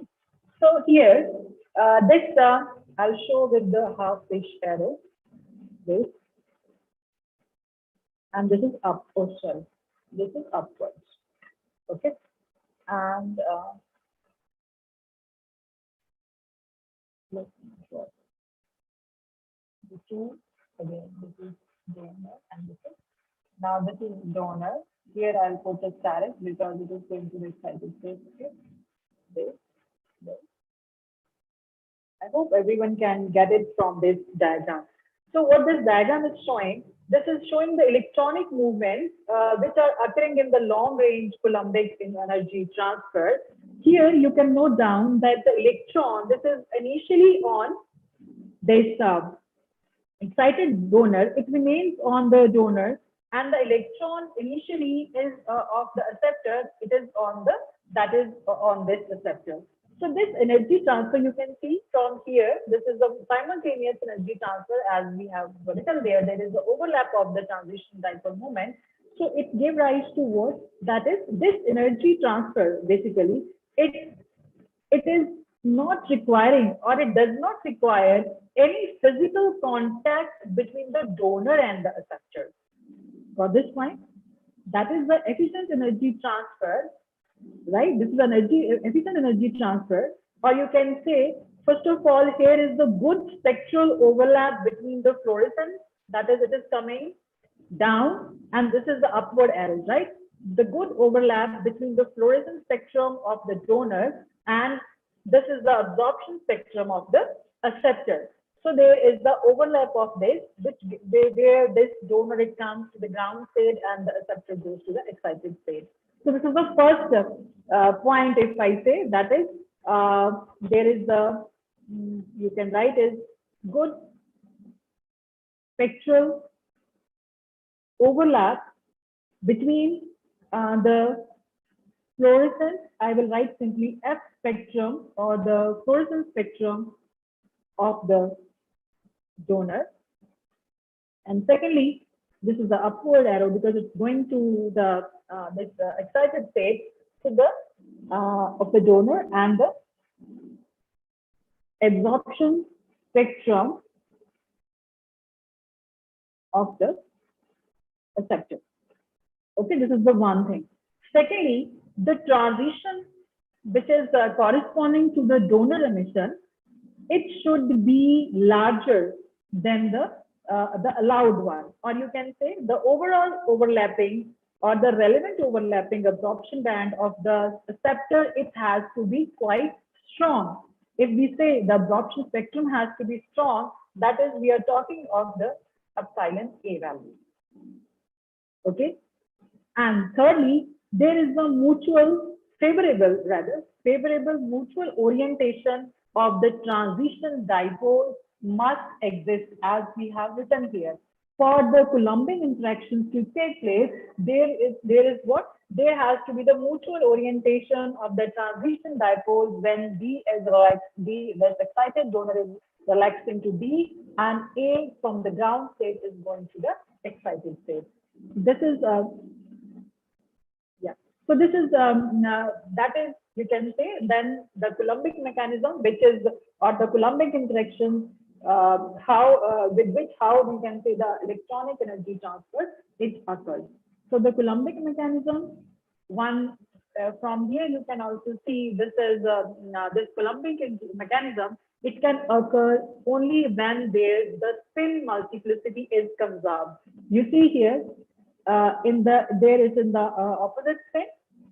Like here it is also, but in the ground state, here also same. You might have heard of the spin conservation rule. That is, the spin has to be conserved for reactants and products.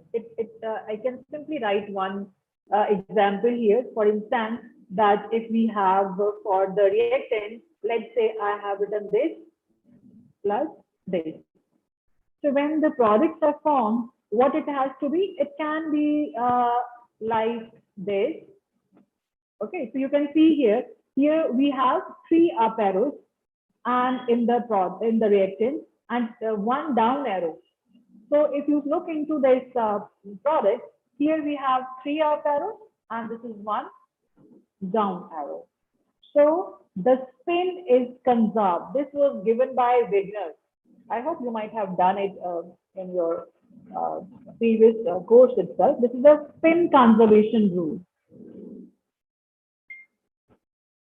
Certain permutation combinations are applied there. That is the spin conservation rule. So that is for the Coulombic mechanism to take place, spin multiplicity is conserved, so that only in such transitions, that is, there are the large transition dipoles, that is, which is the overlap between your excited donor and the receptor. So this is about your generally the Coulombic interaction. How much time I have now?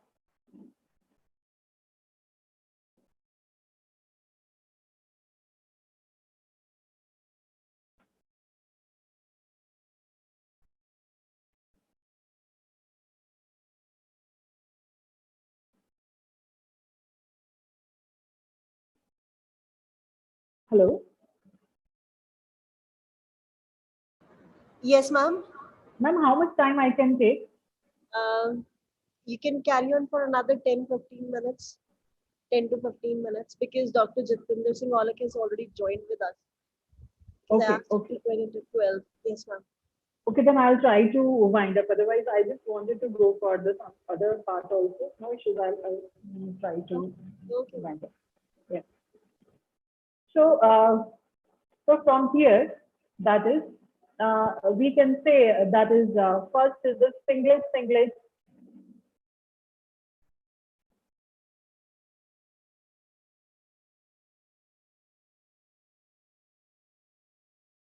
energy transfer, which occurs by this mechanism, that is donor, that is in the excited state, receptor is in the excited state, and there is simply the transfer, that is one donor, singlet state of the donor, and this is a singlet energy transfer.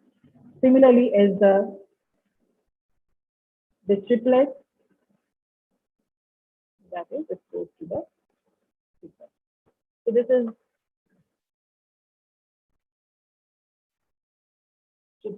triplet energy transfer. So Coulombic energy transfer, that is because you can see here, this is simply the transfer of energy, that is this is going to the lower state, or it's losing energy, it's gaining up. Similarly here, so sometimes this Coulombic energy transfer is also called as resonance energy transfer. I would have taken up this more, but this is this Coulombic mechanism, this resonance energy transfer. You might have heard this FRED, right? This F is because this was developed by Forster, the German scientist. FOR. This is FOR, SER. So this is called as Forster resonance energy transfer, right? So very quickly, I'll take up this another one, that is the short range. I'll just take 10 more minutes. The second one, which we were doing, that is the short range electron exchange energy transfer. So from the name itself, this is by the exchange. And because there the distance was of 10 nanometer, right? So now here we can just consider one example of triplet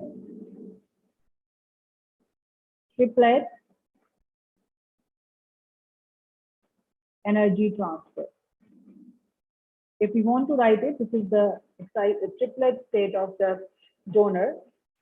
Receptor.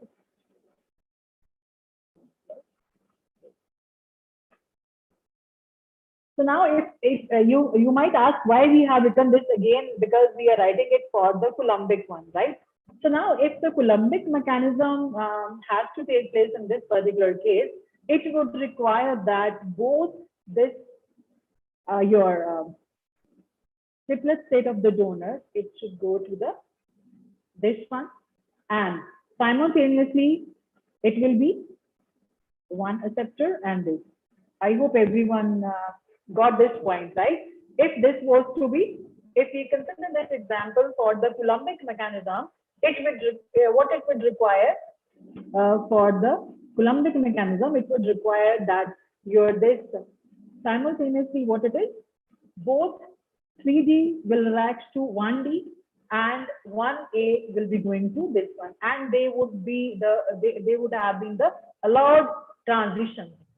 Otherwise, these transitions, we know they are clearly the spin forbidden transitions, or you can say they are the spin forbidden process, because if you have done earlier, that is all the photochemical reactions or all the transitions are not possible. They are governed by the certain rules, right? Laporte's rules. So they are certain governed by the rules.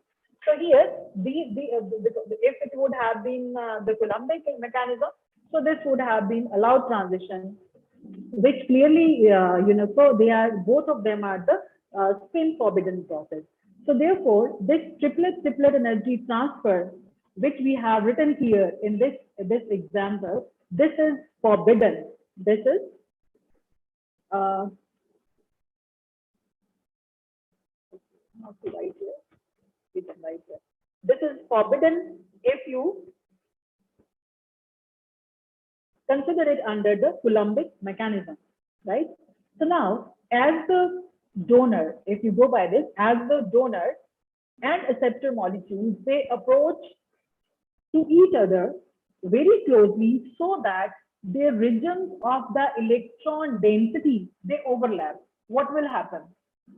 Are you trying to get my point? Is that is, if this donor and acceptor molecules, they approach each other closely so that the regions of the electron density overlap, then the electrons can be exchanged between the two molecules. So that is why the mechanism is called as electron exchange mechanism. That is electron exchange mechanism. What it requires? Electron exchange mechanism requires. Now you have listened to my word. What I have said is closely they should overlap, right? So it means they require close approach. How much? This is around 1 to 1.5 nanometers. Though it's not necessarily the, the actual, you can say, contact between the donor and the acceptor in order to have this physical transition between the two. So, but that is, if this much is taking place, this will be giving rise. This is the short range electron exchange energy transfer. Here also, the energy transfer by the exchange mechanism, it will take place provided the spin states, right? Provided the spin states are, if they overlap to one another, they must obey again the Wigner spin conservation rule, which again states that overall state, or you can say overall spin state before and after the overlap of the disk is going to remain the same. Okay, so this is the basic difference between your short range and the long range, right? And here, if you go for the electron exchange, one diagram here, the last one, just 5 minutes I'll take. That is how we show the state here. This is triplet state of the donor, parallel state. When we talk of triplet, we have the parallel state, right? And this is bit high, close like this. So this is one of the receptor. And here, because this is singlet, so we will have the this spin. It goes to like this. Now it will be having, and it is singlet. So we have to make one up and one down arrow, right? This is for receptor. This is triplet. Now into the excited state, so two parallel states. So now here, what we are saying, there is not going from one, as we have written here, if it is Coulombic, this will relax and come to the ground state. It will gain the energy and go to the another state. No, but here we have said from the name itself, this is the exchange. So the arrows will go like this, to this, or to this. You can see here, this has, if you go see into this has gone to this, and this has come to this. So this is the electronic movement which occurs in the, this is the electron movement occurring in the short range triplet energy transfer by the exchange mechanism. That is how the photosynthesized reactions, they work in taking care of all the short range and long range. So from my side, this is done. If any query, please. Yes, ma'am. Thank you so much. The lecture was really very informative. There was a question. Yeah. Ma'am, can you just stop sharing your screen? Yeah. Then only I'll be able to take a screenshot of yours also. Yeah, just a minute.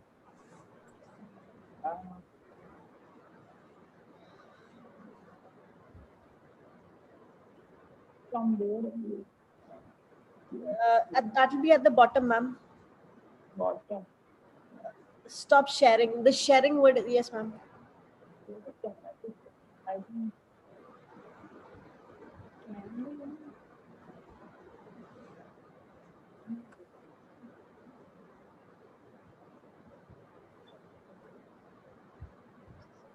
Actually, the panel is out. Ma'am, I think you need to log it out from your right-hand side. The icon is coming. Just click on that. Log out from. Yes, ma'am. This one, I think. No, this will leave the meeting otherwise, no? Yeah, this is for that only. Or you just minimize that. Yeah, I've done it. Yes. I think this is you are sharing this screen, right? This is your screen. Still your screen, ma'am. Yes, ma'am. Stop share. Yes, got it. Yeah.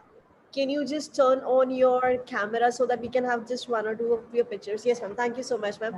Ma'am, the lecture was really very informative. A couple of the students have asked us few questions. The first question is that they were asking, like, in case of this photophysical chemistry, some reactions are having a high yield and some are having the low yield. Is there any specific reason for that? This is from BSc final year student. Yeah, this is a very good question rather. They might have just gone for this quantum yield part. That is generally we say there are the quantum yield that is you can first of all determine it also. So there are various reasons to it why this is less and why this is low. There are, when we talk of the high quantum yield reactions, right? So here, the quantum yield is greater than unity, right? This is what we mean to say by this. This is greater than unity. And if we talk of the lower quantum yield, that is when we say the quantum yield is less than unity. And the reason for both, I can just say, is the deviation from the quantum yield from the unity, either it is greater than 1 or it is less than 1. It is because, there are two types of the processes in the photophysical process when you take. First is the primary process, where the absorption of the light has to take place, and then later on there will be certain you can say certain reactions which will be going on. First step here, that is it is the process in which the light is absorbed, but later on some of the light, it is consumed in the non-radiative process or the radiative process. That is the reason for the low or high quantum yield. For instance, here I have told in the resonance kind of a thing also. In many of the reactions, this do happen. Whatever the light is being absorbed, that is taken out itself also. So this is what is that is, it goes to that particular part. There may be another polymerization may take place, or there may be another reaction takes place. Because of that, this this leads to the low or high region of the reaction. Generally, first it is the primary process, as I have told. This is the main process, and another reason you can say secondary processes also. That is the quantum yield of the reactions.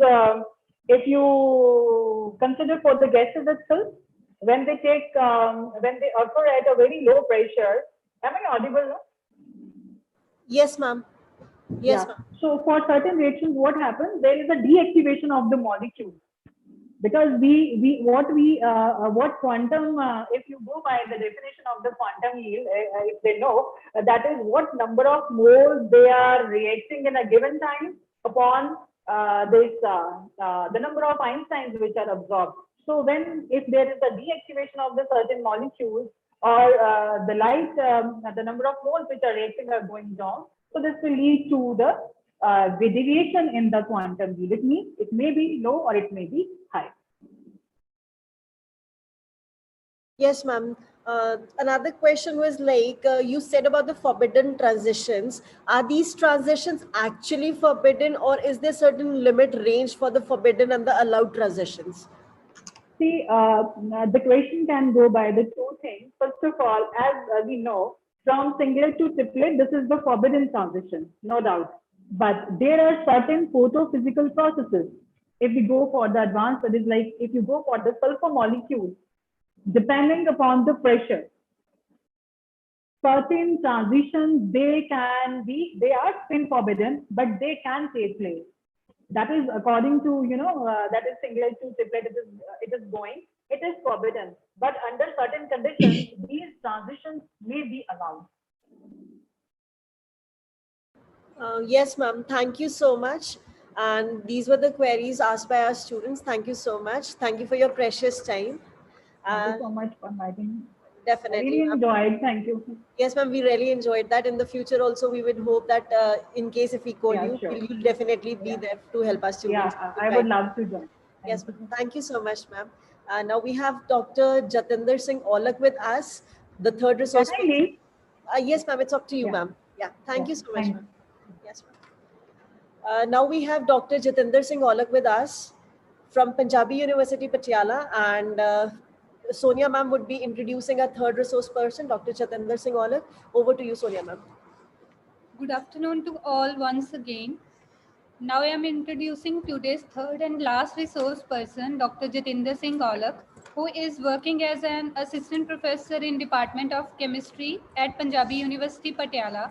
He did his PhD in instrumental analysis. His teaching specialization at the university are organometallic chemistry, chemical bonding, group theory, reaction mechanisms, and bioinorganic chemistry. He has guided 6 MPhil students and 1 student is pursuing PhD under his worthy guidance.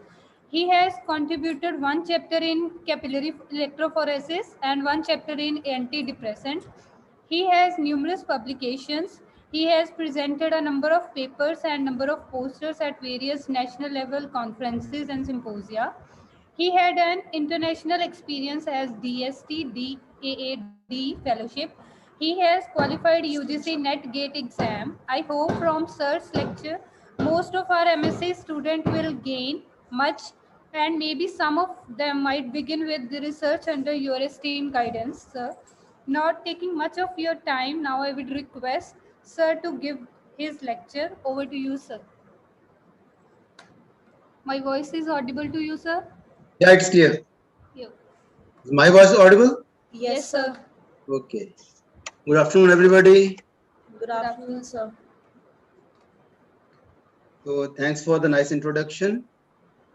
Little to add, I have completed my 4th PhD scholars right now. That was an old. That is actually not updated, sir.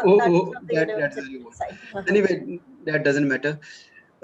Topic on which I will be discussing today is group theory, and complete title will be the symmetry and group. Okay, so I would like to share the screen. Sir, just a minute, I'll make you the co-host.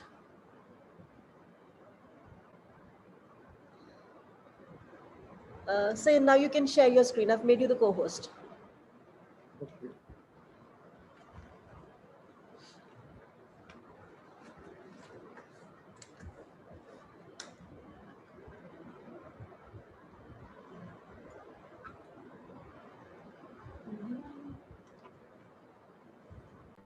So if anybody having any question in between also, they can ask me.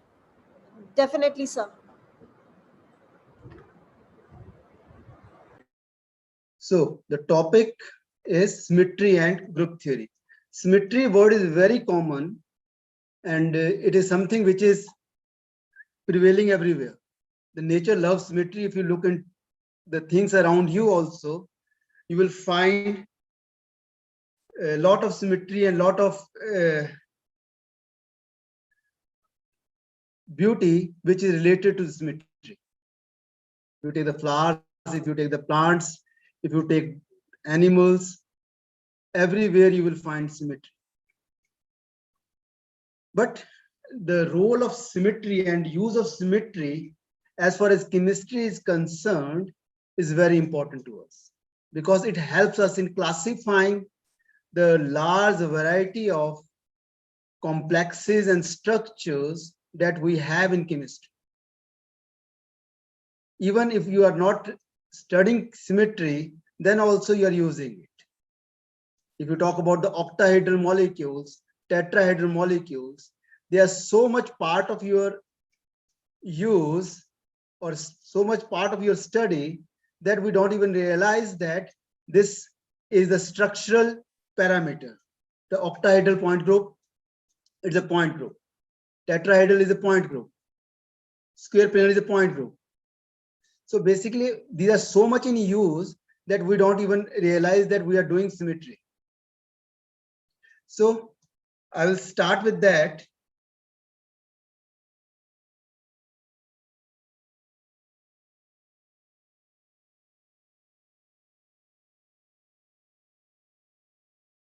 Should I switch off my camera?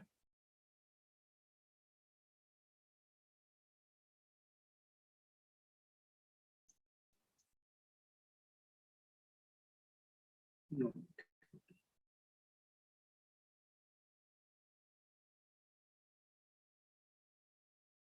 when we are studying, if I draw a common picture,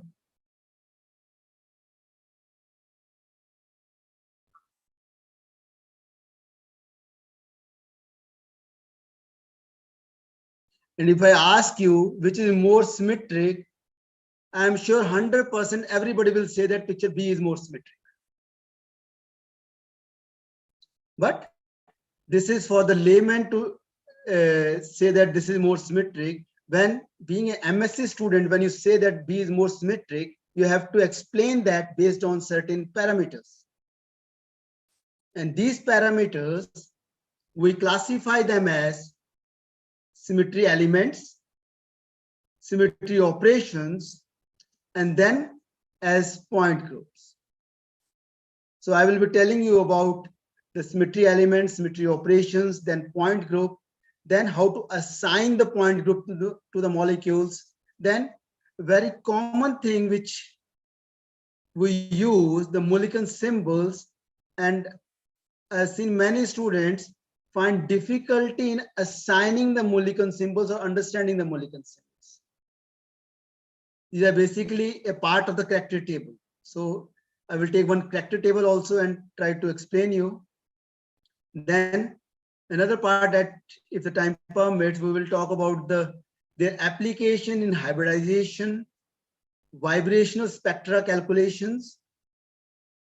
Like in IR spectroscopy, you know that how many vibrational modes are there, but what you have done in your BSc level, there you know just about the how many vibrational modes will be there, but whether those vibrational modes will be symmetric or asymmetric, or whether they will be purely your bending or stretching modes, that we can easily estimate using the group theory. Even they help us in making the molecular orbital energy level diagrams. The terms that you see in octahedral or tetrahedral molecular orbital energy level diagrams, all those terms comes from the group theory. Even if you talk about the correlation diagrams, the terms that you see there, they are the part of group theory.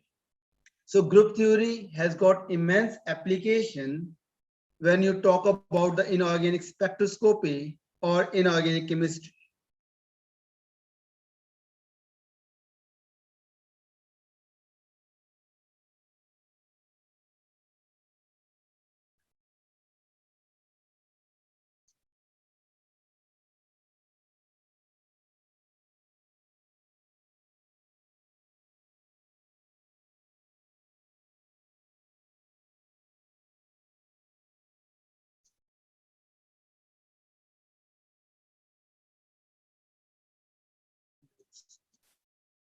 Just wait. नहीं sir बोल नहीं रहे हैं sir से screen में I'm not able to get the next slide.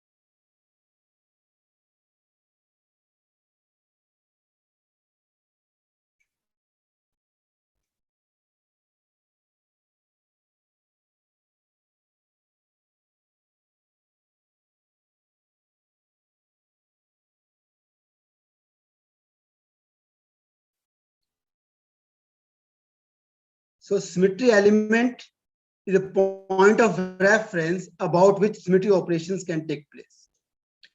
So when you talk about a symmetry element, it may be your point,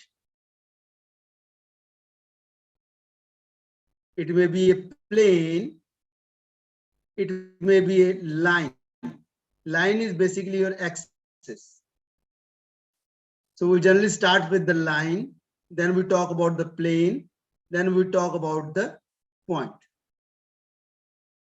The symmetry element line is basically an axis about which rotation takes place. And the process of rotation is symmetry operation. There are two things. One is symmetry element and another is symmetry operation. Symmetry operation is your action that you perform around a symmetry element. Plane basically is your reflection plane or symmetry plane. You can have vertical planes and horizontal planes. Point is inversion center.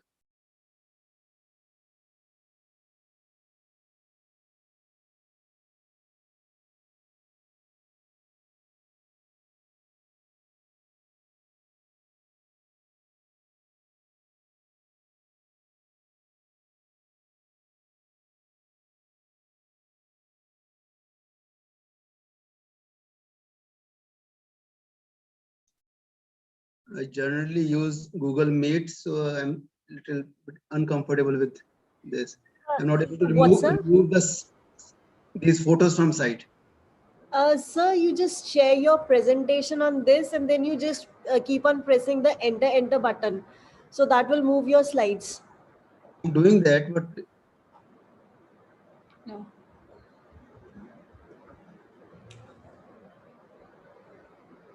Or you send me the presentation, I'll try to do it on my end, sir. that can be done. Just wait if it's possible. Normally it should not happen.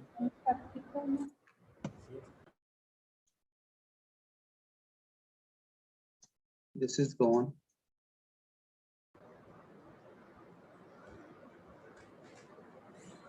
Yes. Okay.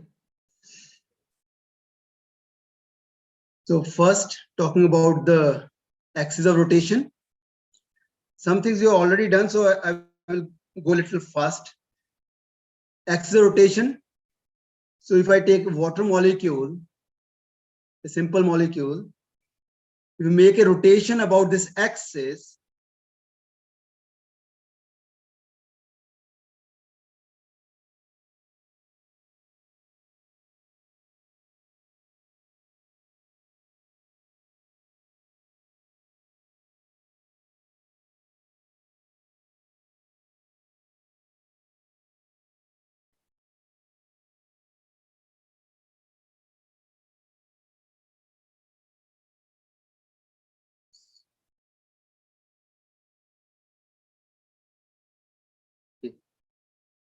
if you make a rotation about this axis of 180 degree, you will see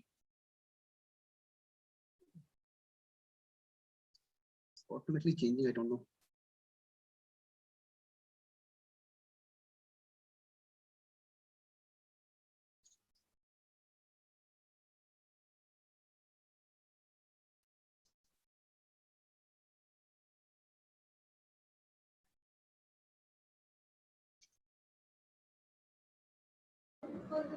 Sir, are you having some problem in sharing or in moving the slides? Sharing is not a problem.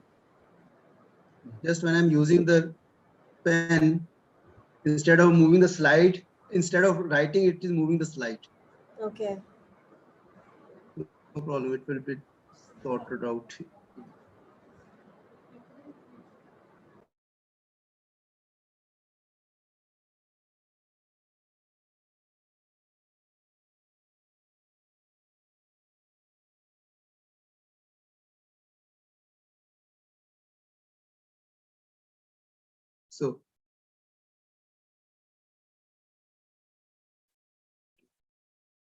So basically, I should. So if you consider simple water molecule and make a rotation of say 180 degree, you will see these two hydrogen interchanging their position. So when you have such an operation where after a particular motion, you see exactly a similar picture, we say that that operation was symmetry operation, and the element through which that operation has taken place is called the symmetry element.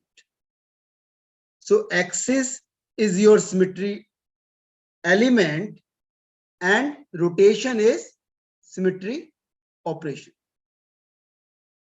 And when during that complete 360 rotation, after 360 rotation, you will see that every picture is repeated. But if within that 360-degree rotation, if you see a similar picture appearing again, we say that a symmetry operation has taken place. And the order of, in terms of axis, the order of this axis or symmetry axis will be 360 divided by the minimum angle at which the motion is repeated or structure is repeated. In this case, after rotation of 180 degree, you will feel exactly the similar picture. So it is 2. The axis will be C2 axis. If you consider the ammonia,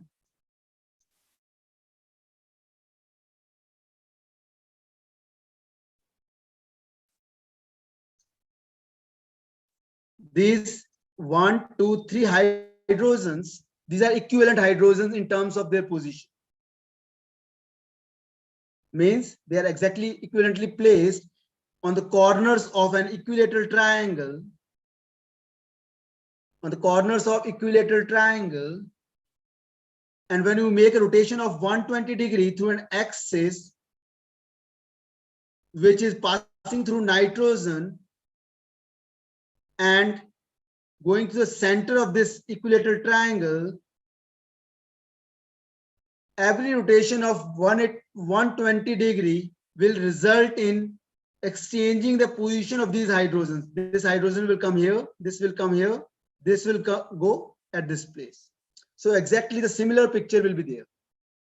So this particular rotation will also be a symmetry operation. And the order of this symmetry operation will be 360 divided by the minimum angle at which the picture is repeating. This is 120 degree. So order of this axis in case of ammonia will be C3 axis. So C3 is a symmetry element, and when we talk about the operations, it will be C31. C31 means a rotation of 120 degree. Then another operation will be C32, and third operation that will be C33. C33 is again a rotation of 3 rotations of 120 degree, which is equivalent to identity.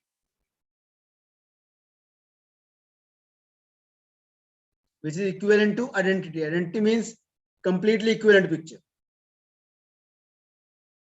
So C31 and C32, which is rotation of 120 degree, rotation of 240 degree, are sometimes represented as C3 plus for rotation of 120 degree, and C32 is represented as C3 C minus.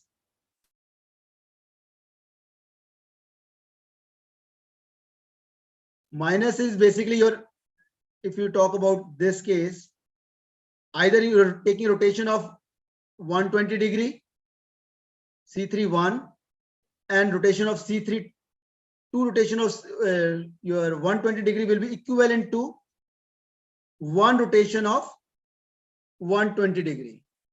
So C31 and C3 minus 1. This is equivalent to C3 minus 1.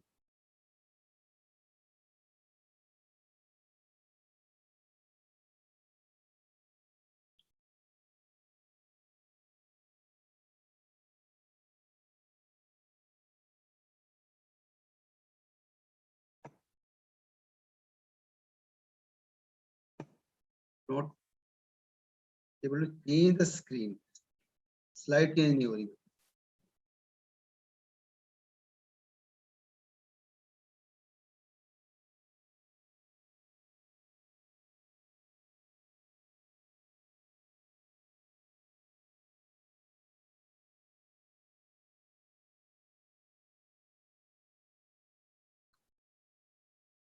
Hello.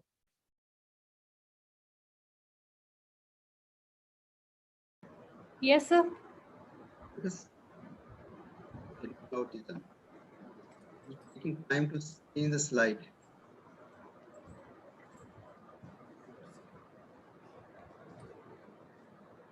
Yes, sir. This was first symmetry operation, that is rotation. Next is reflection. If you take a simple case of water molecule, I can make a plane passing through the oxygen and bisecting the angle between two hydrogens and oxygen, this angle.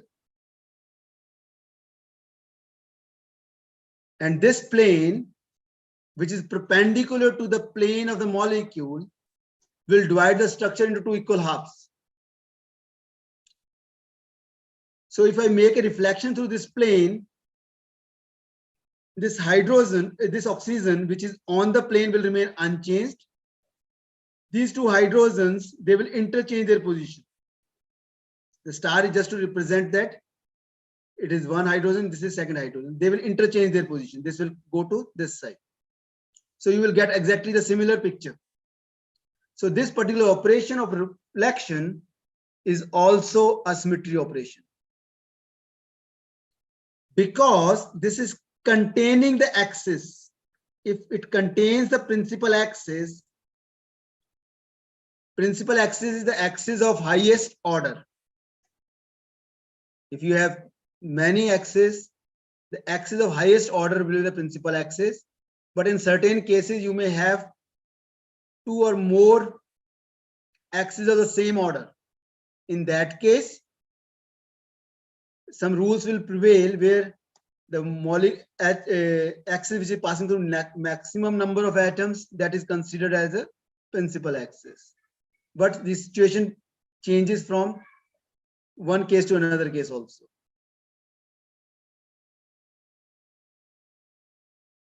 So this is containing the axis. So this is a vertical plane. We represent this plane by sigma v. Another type of plane,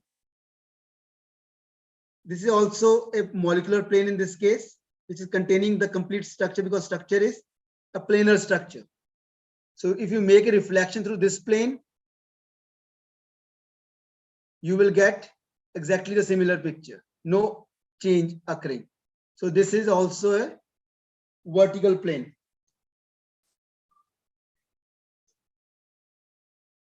Horizontal plane is a plane which is perpendicular to the principal axis. Horizontal plane is a plane which is perpendicular to the principal axis.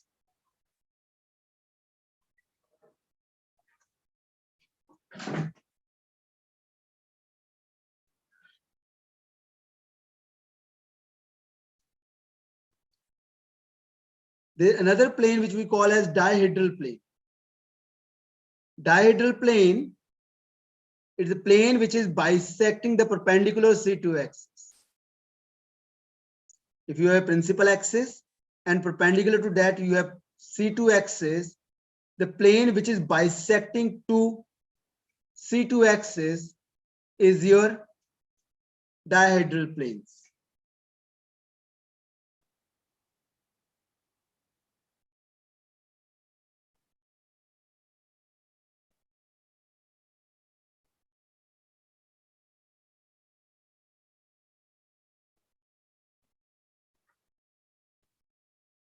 Another operation that we have is identity inversion operation. Inversion is if you consider an octahedral molecule, if I draw a line from an atom in a structure to the center, which we consider as an inversion center, exactly equal opposite distance, if I find a similar atom, then we say that the structure has got inversion center. And it must hold for all the atoms. If I consider simple benzene molecule,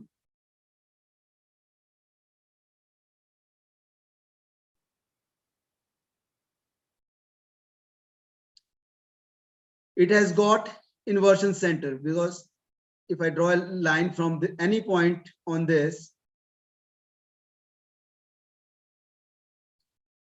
if I consider this to be inversion center, equal opposite distance, I will find a similar atom.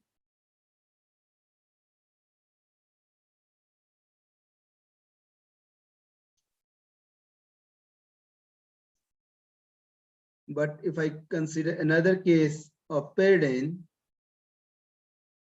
no doubt, if I consider this to be inversion center, draw a point line from this carbon to this, I will find similar atom. But this doesn't satisfy for these two, this set. So for inversion center to exist, all the atoms that are not lying on the inversion center must exist in pair. And this rule is similar for the planes also. Those atoms which are not lying on the plane, they must be in pair. And similarly, if you talk about the axis, if you're thinking of a C2 axis, then you must have two equivalent atoms which are equivalent to each other. And if you are talking about C3 axis present, then there must be three equivalent positions. For C4 axis, there must be four equivalent positions. If they are not present, then we cannot think of the presence of C4 axis or C3 axis.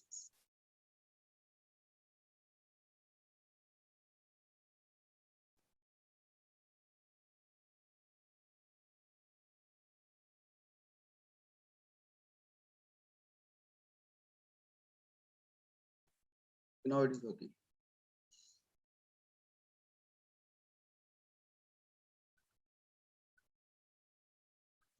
There's another important axis which we call as improper axis of rotation. Improper axis of rotation is a combined operation. It is rotation and reflection. So reflection followed by a rotation is your improper axis of rotation. If you simply take a case of CH4 and make a rotation of 90 degree, you will get this vertical position as horizontal, this horizontal position as vertical. And after that, if you make a reflection through a plane which is perpendicular to the axis of rotation, you have made a rotation through this axis and this plane is perpendicular to. So if you make a reflection through this plane, A will come to this side, B will come to this side, D will come to this side, C will come to this side. So if you compare the first and last figure, they are exactly the similar. So two operations, they are giving you exactly the same figure. So reflection followed by a rotation. So reflection through a plane which is perpendicular to the axis of rotation. This word plane perpendicular is very important. So if this is present, we say that improper axis of rotation is present. So improper axis of rotation is represented by letter S.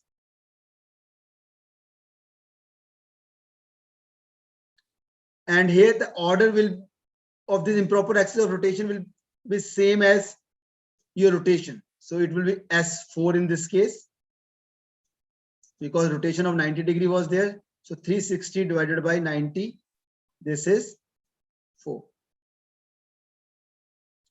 In case of ethane molecule, you can try yourself. It has got S6 improper axis present.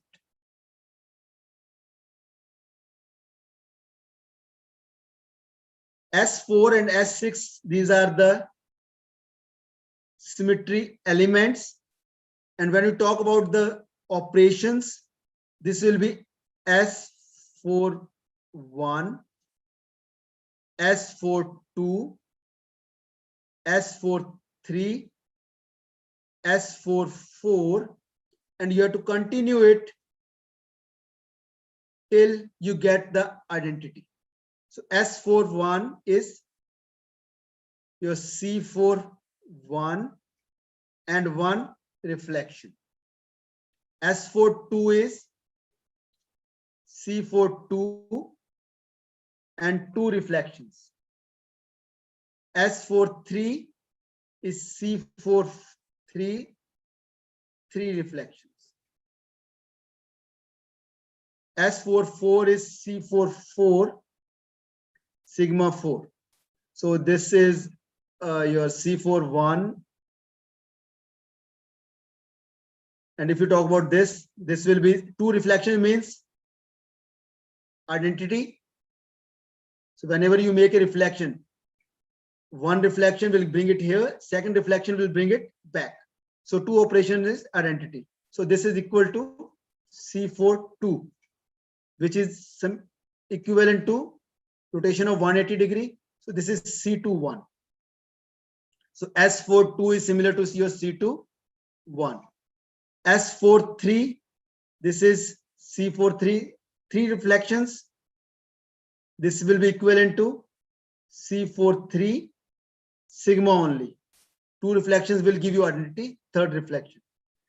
And this will be identity, identity. So basically your S4 axis will have these components or these operations. After that, you will get the identity. So some of these operations belongs to the same class. Here S41 and S43, they belong to the same class. This belongs to, and S42 belongs to a different class. So definition of class is another part of the group theory.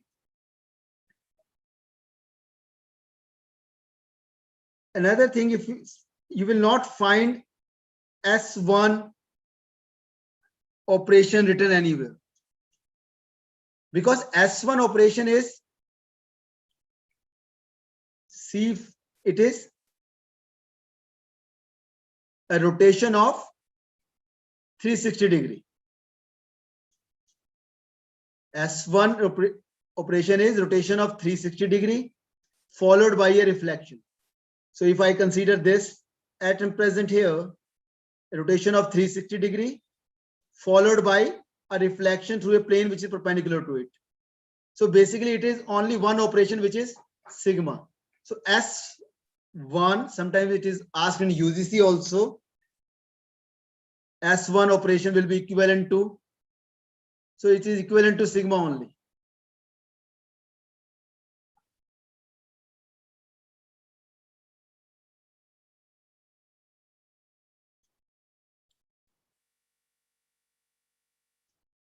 And S2 operation is, it is C21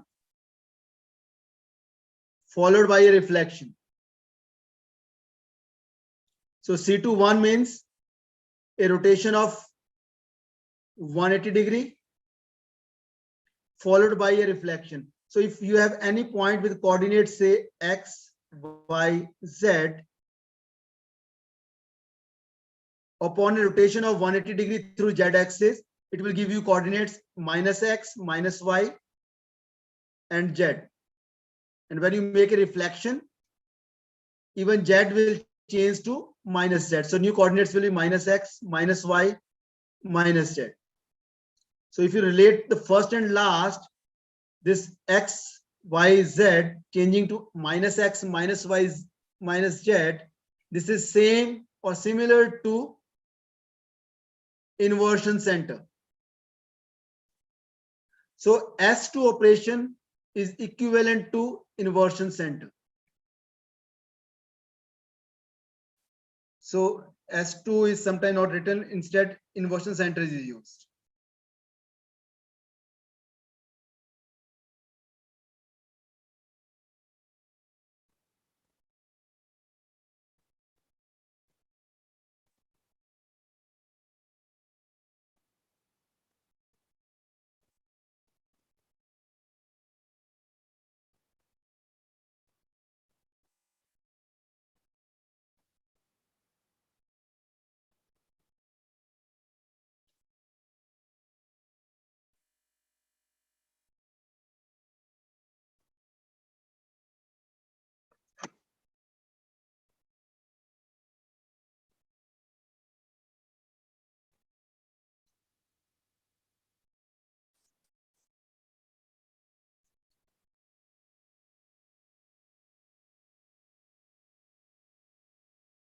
This is another part which we call as character table.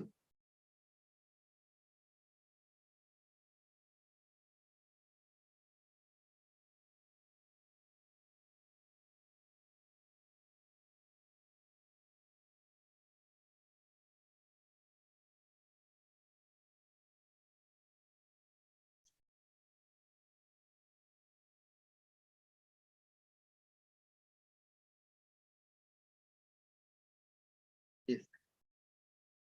The character table is a very important part of the group theory. It has got 4 and not taken into account the construction of this character table. And if you want, we can discuss that part also. I didn't get, sir. What did you say? Your voice was breaking actually. Character table, the construction of character table, I have not taken into account right now. If you want, we can discuss that also. That's all up to you, sir. Whether you want to discuss, that is all up to you, sir. Okay, okay. Okay. So I'm talking about the character table. I'm not.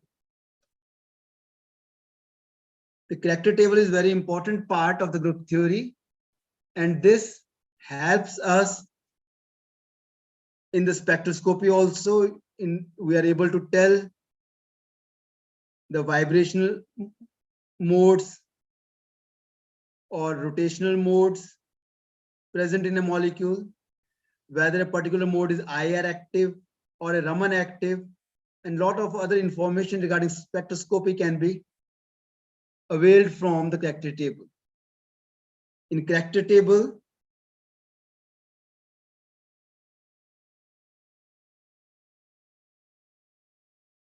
we have on the extreme top, this is the point group.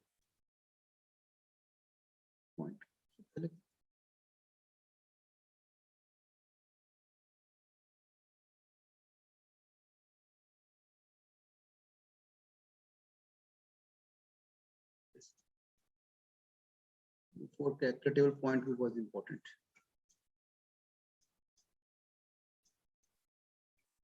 So how to calculate the point group for a molecule? In order to calculate the point group, it is very important that first we take into consideration the molecules which are of low symmetry and the molecules which are of high symmetry. The low symmetry molecules, if you don't find any symmetry element present in a molecule, then we, or very low number of symmetry elements present in a molecule, we say that that particular molecule is a low symmetry molecule. If you consider a simple case,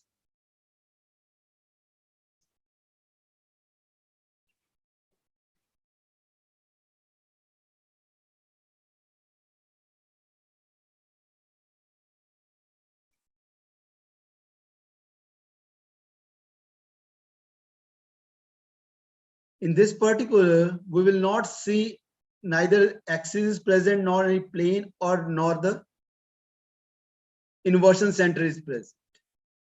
If this is the case, then only symmetry element that is present is, you can make a rotation of 360 degree, you will get the identical structure. So for this type of case, we say that C1 axis is present. And the point group will also be C1. C1 means only identity present. CS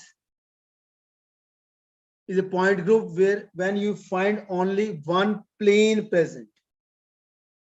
So if I consider a molecule like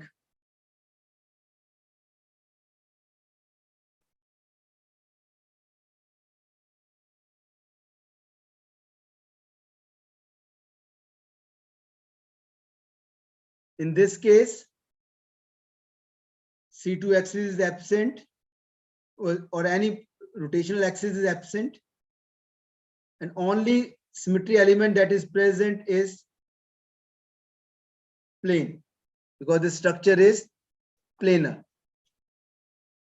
So if this is the case, then we say that molecule belongs to CS point group. And if only inversion center is present, then we say that the point group is CI. Then there is another case where we have the molecules with high symmetry. So in the tetrahedral is such case, octahedral is such case, icosahedrals are such cases. Even the linear molecules can be considered there. So if you have the molecule with high symmetry or large number of symmetry elements present, then we classify them separately.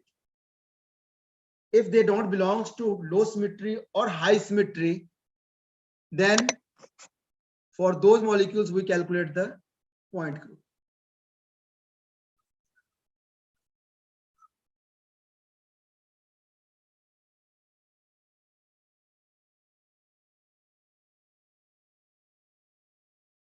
So for calculating the point group, what we do is first we look for the principal axis and order of the principal axis. If I consider the case of, say, ammonia,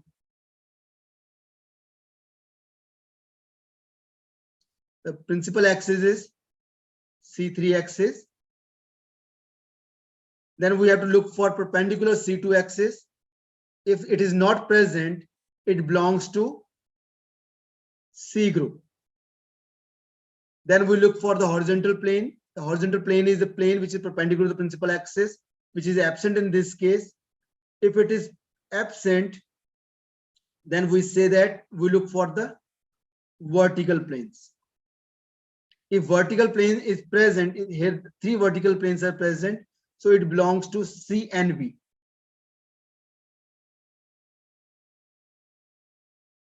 It belongs to C and B point group. C and here is 3, so point group will be C3V.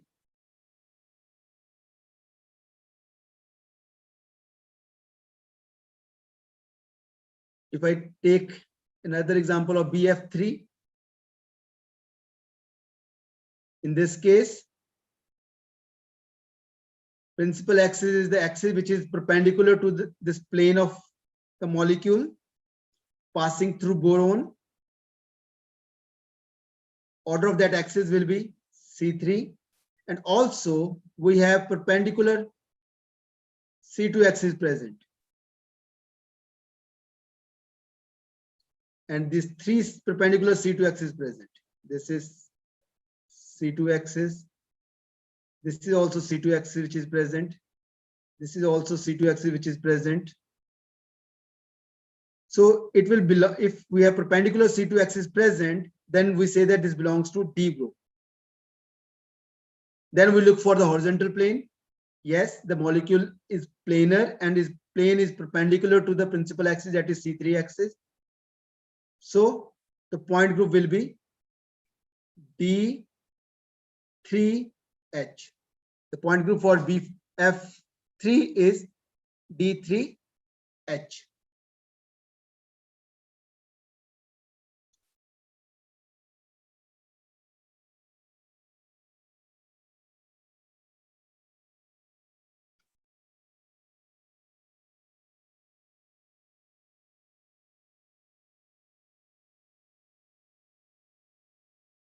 Another part is the character table. In character table, it consists of 4 parts, or 4 columns rather.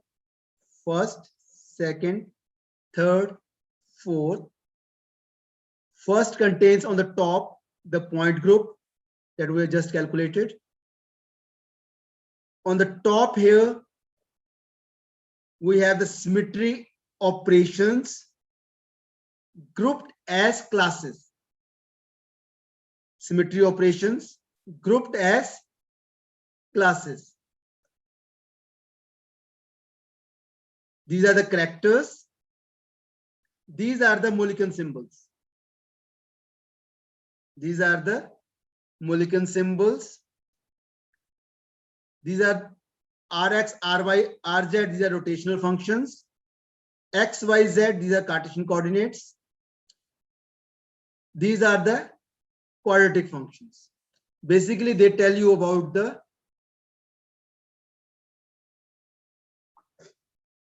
orbitals, d orbitals, and X, Y, Z give you a lot of information regarding the Px, Py, Pz orbitals, and also X, Y, Z tell you about the IR active modes.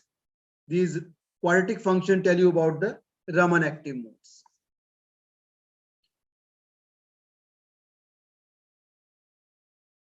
These Mulliken symbols that are here, we calculate based on the characters under various symmetry operations. So there are certain rules for it. One, the character under E, these are called the dimensions. And if you look here, you can divide this character table into 4 equal parts. Basically, this will happen whenever you will have horizontal plane or inversion center present. So this part, top and bottom, they are similar. This top and this top, they are similar. This is exactly opposite. 1, 1, 2, minus 1, minus 1, minus 2. 1, 1, minus 1, minus 1, minus 1, 1. So these are exactly opposite. So this and this are symmetric. This and this are antisymmetric to each other.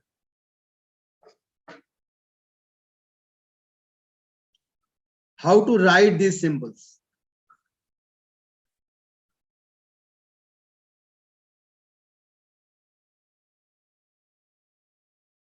Character under E, if it is 1, we represent it by letter A or B. Letter A or B. If the character under E is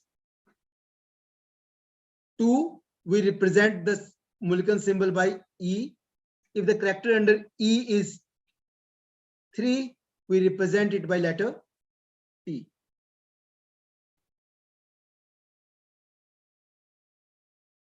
One represents symmetric, minus 1 represent the anti-symmetric. Then we look for the principal axis. If it is symmetric with respect to the principal axis, we represent it by A. If it is anti-symmetric with respect to principal axis, we represent it by letter B. So, first case, symmetric dimension is 1, so it is A or B. It is symmetric with respect to principal axis, so character will be A. Then we look for the C2 axis perpendicular to the principal axis.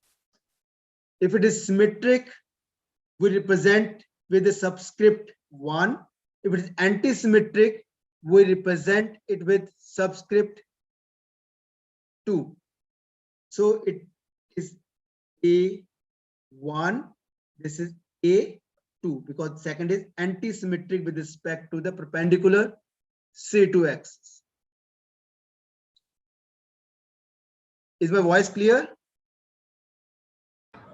Yes, sir. Okay. And next we look for dash. These are primes and double primes. Primes and double primes.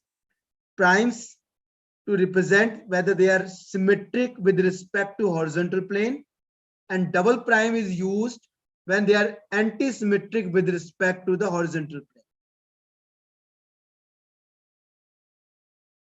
And these primes and double primes are not always used. It is only used when appropriate. The word used is when appropriate, when needed. So everywhere, if you have horizontal plane, doesn't mean that you will have primes and double primes.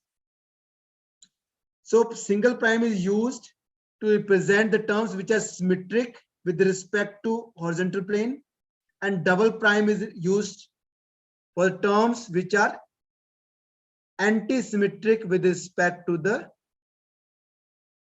horizontal plane. So you can take a screenshot of this particular slide.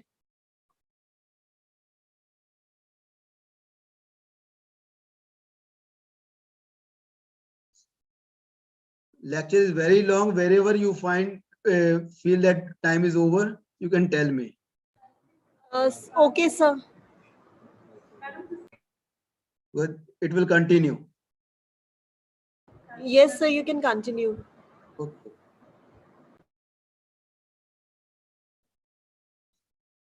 So you can take a screenshot of this. This also, I have concluded all the rules regarding the writing the Mulliken symbols.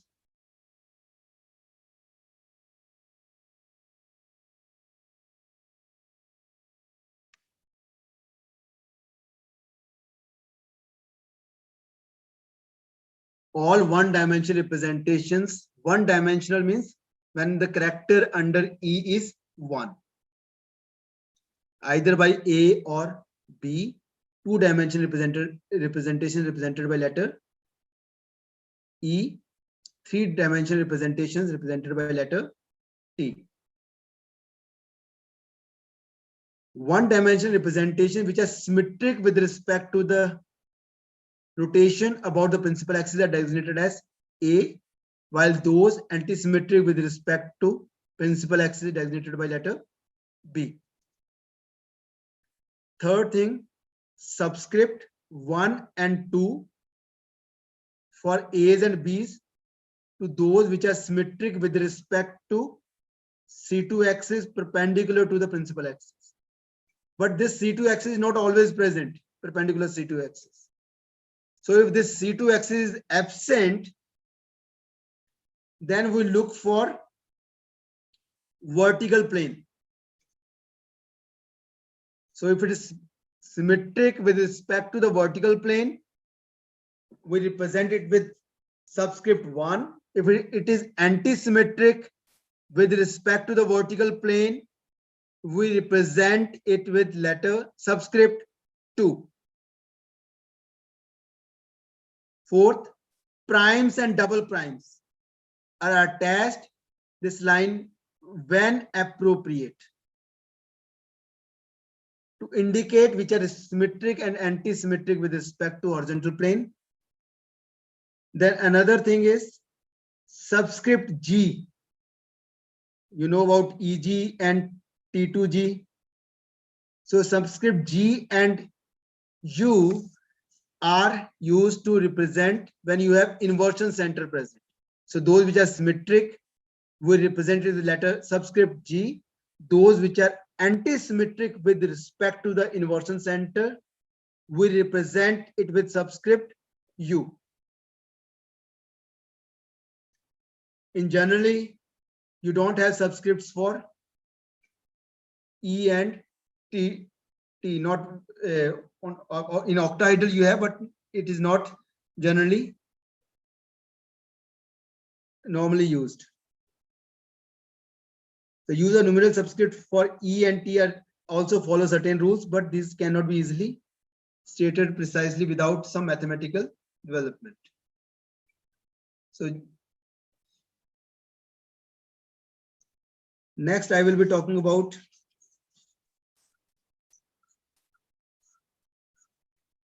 some elaboration regarding the character table and different parts of it. This is the character table for C2V point group. If you consider any Cartesian coordinate, say Z, Z basically represent your PZ orbital. It is PZ orbital. So under identity operation, if I represent this PZ with an arrow, under identity operation, this arrow will remain unchanged. So character will be 1. If arrow changes its sign, I will represent it with letter -1. Under C2 operation is this rotation. So if I make a rotation, again the arrow will not change. So character will be 1. Even under sigma V, that is XZ operation, XZ means reflection along XZ plane. The arrow will not change. So character will be 1. Under YZ operation also, this will not change. So character will remain 1. So it is 1 in all cases. So we can see that this is also 1, 1, 1, 1. And how to write the Mulliken symbol in this case? So basically, your third column, which is containing your Cartesian coordinates, their characters are represented in the character table.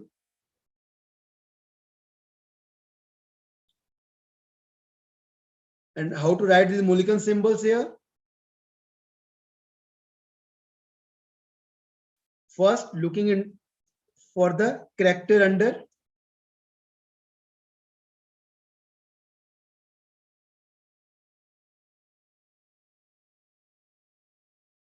you will follow the same rules.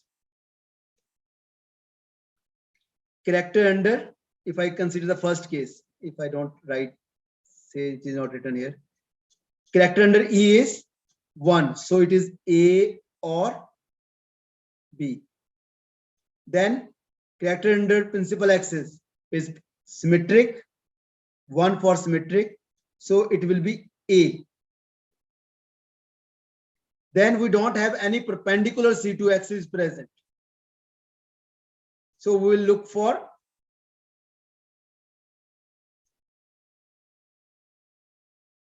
sigma V plane. So if it is symmetric with respect to sigma V plane, we represent it by subscript 1. If it is anti-symmetric, we represent it with letter 2. So second is A2. Similarly, if you take the third case, third row, character under E is 1. So it is A or B. Character under C2 is -1. So it is anti-symmetric with respect to the principal axis. So we'll represent it with letter B. Then regarding the subscript, we'll look for the perpendicular C2 axis. In this case, it is absent.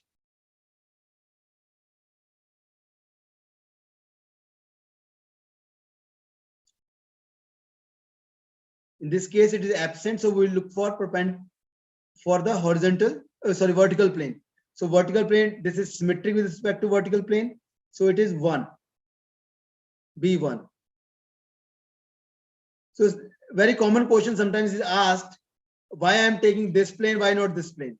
Because if it is symmetric with respect to this plane, with respect to second plane, it is anti-symmetric. So it is general preference given to the molecular plane.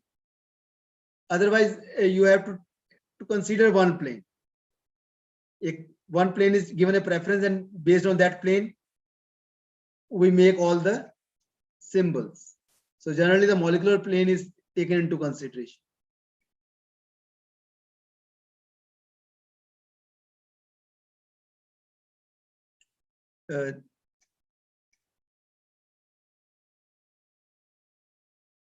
This meeting is being recorded. Should I got it or leave? Hello? Hello? Yes, sir. I'm getting one something on screen. This meeting is being recorded. So what should I do? That's okay, sir. That is for our purpose only, not for that. That is for your purpose, but it is coming on the screen. Okay, I'll just end that. Got it or leave? There are two options. Is that okay, sir? It is still on the screen. Should I go for got it? It's gone. Okay. I've just paused that. Okay, no problem.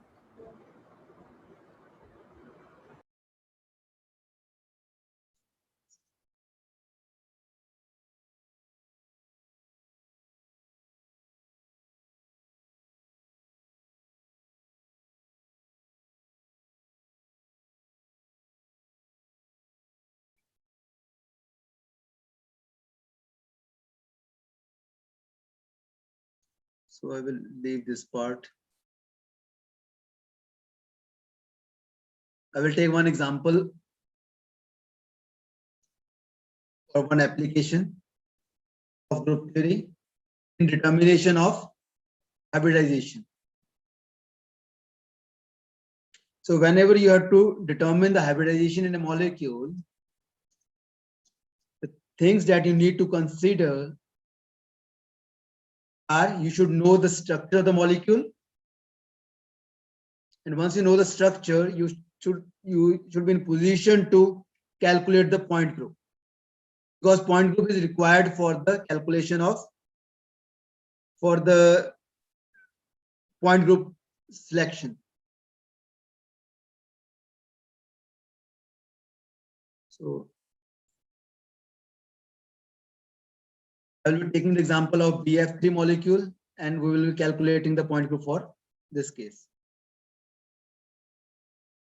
BF3 is a planar structure, and as I already told you that the point group for this is D3H. So this is the character table for D3H molecule. In order to calculate the hybridization, we have to consider the bonds as arrows,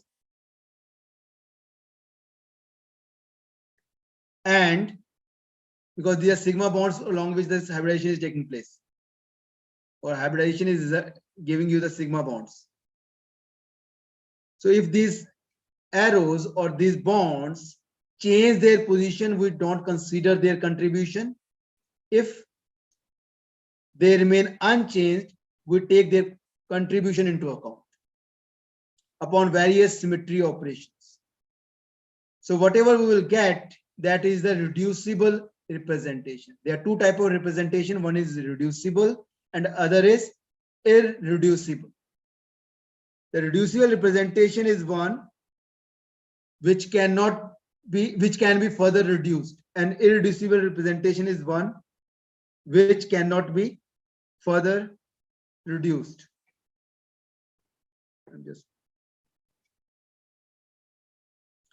So under identity operation, if you look here, all the three bonds will remain unchanged. So all will contribute 1, 1, 1 each. So character will be 3. So this is what I will be making the basis set, which is important for many calculations. And this basis set will change for various applications. This will be for the hybridization. If you want to calculate it for your vibrations, the method of calculation will be different. So under C3 operation, C3, if you make a rotation along a axis which is perpendicular to this molecule, all the bonds will change their position, so contribution will be 0. Along C2 axis is your this axis. If you make a rotation through this axis, these two bonds will change their position, one will remain unchanged. So character will be 1. Under horizontal plane is the plane of the molecule in this particular case. So when you make a reflection through this plane, all the bonds will remain unchanged, so character will be 3. S3 is rotation of 120 degree followed by reflection. So rotation of 120 degree will make all the atoms to change their position. So reflection will, before reflection only you have already changed, so contribution will be 0. When you make a reflection through a vertical plane, which is plane perpendicular to the molecule and containing the principal axis, you are basically changing two bonds through this reflection. Only one is remaining unchanged, so contribution will be 1. So basically this is your basis set for the calculation of hybridization. Next will be to reduce this basis set or reduce this reducible representation and see what are the irreducible representation which are present in this reducible. What are the irreducible representation which are present in this reducible representation?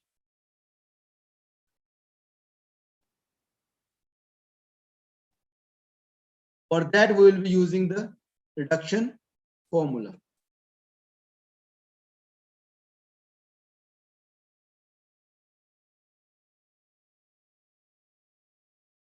So this was the basis set.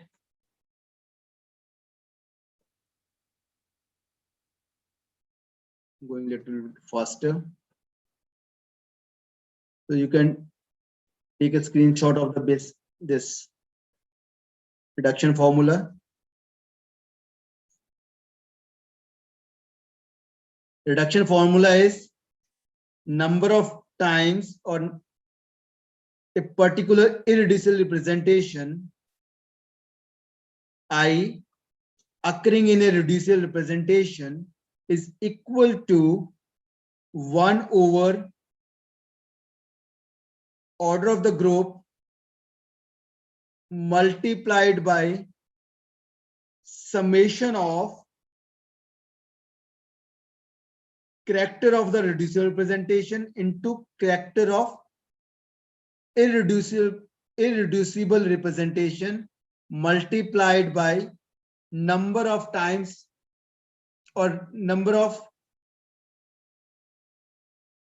operations in a particular class.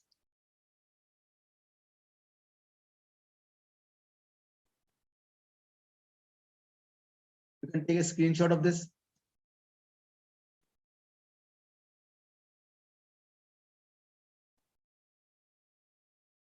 Okay, I have calculated it for you.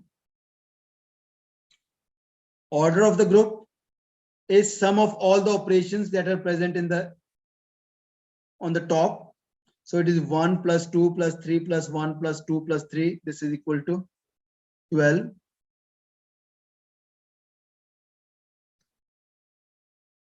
So number of times A1 dash appearing in the reducible representation is equal to 1 over 12, that is the order of the group, into summation of the character of the reducible into character of the irreducible multiplied by number of operations in the group. So this is character of the reducible representation, character of irreducible representation into number of operations in a particular class.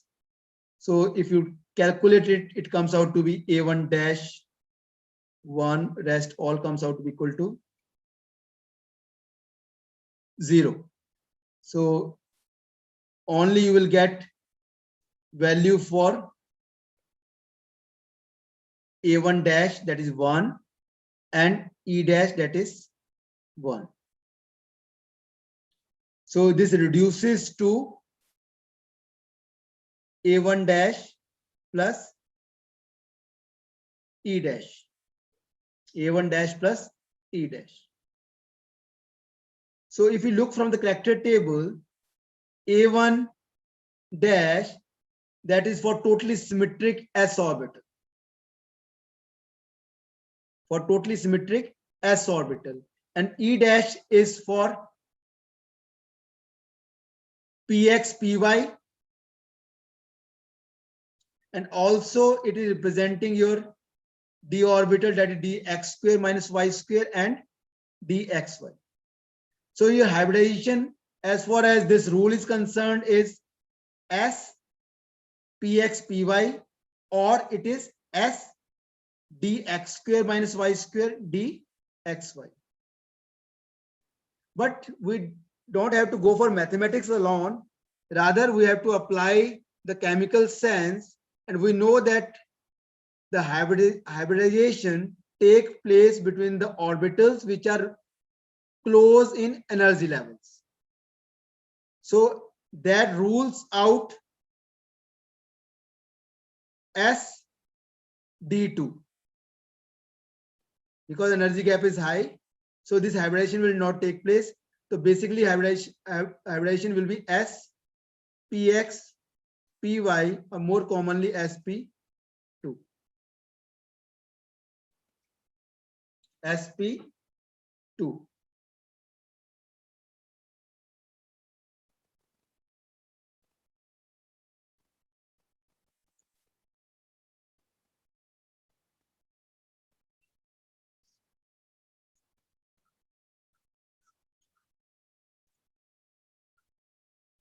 So your reducible presentation gives you A1 dash, E dash. From the character table, we get S totally symmetric, and E dash, we have two options. Either we take XY and another is dx square minus y square and dxy. I'm ruling out the second option because we know from chemistry that hybridization takes place between the orbitals which are close in energy. So this is the exact hybridization. Your pz orbital doesn't participate in, when you say sp2 hybridized orbitals for bf3, it is not, it is px and py only, and pz is not involved here. Pz is not involved here, and that is clear from the character table. This is another information that you are getting from the character table. If it is sp2 hybridization, it is s, px, and py. Got?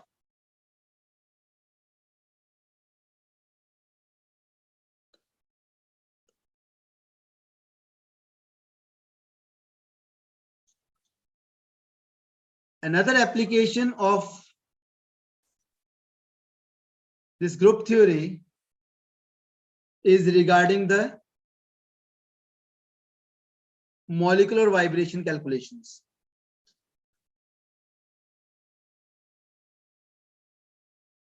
So in your BScs, you have already done that number of vibrational modes, so that you calculate based on a general rule, that is 3n, that is 3 into n. N is number of atoms in the molecule.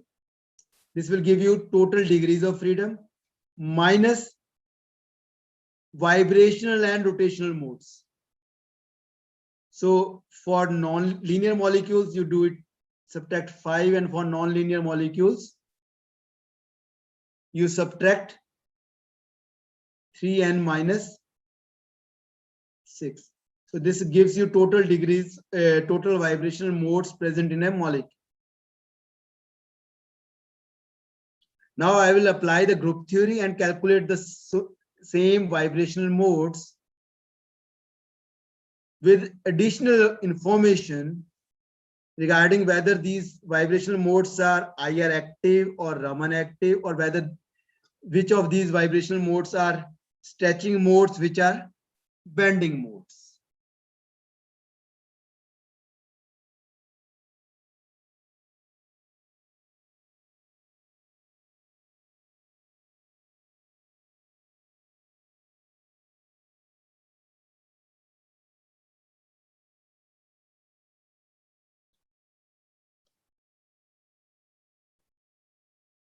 So again, when you are to calculate the vibrational modes, you need to know the point group of the molecule, number one. Second thing is, rules are different for different calculations. Like for hybridization, we were focusing on the bonds. When we talk about the vibrational modes, we will talk about the each atom and associated coordinates. Each atom and associated coordinates. As a general rule, those atoms which change their position during an operation, they don't contribute. And those atoms which remain unchanged during a particular symmetry operation, they contribute, and we take the contribution from their Cartesian coordinates.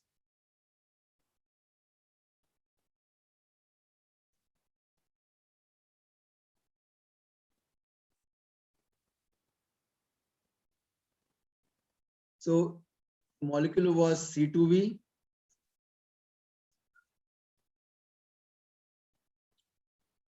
So under identity operation, all the atoms will remain unchanged, and each atom associated with 3 coordinates. So 3 into 3, the contribution will be, factor will be 9 here.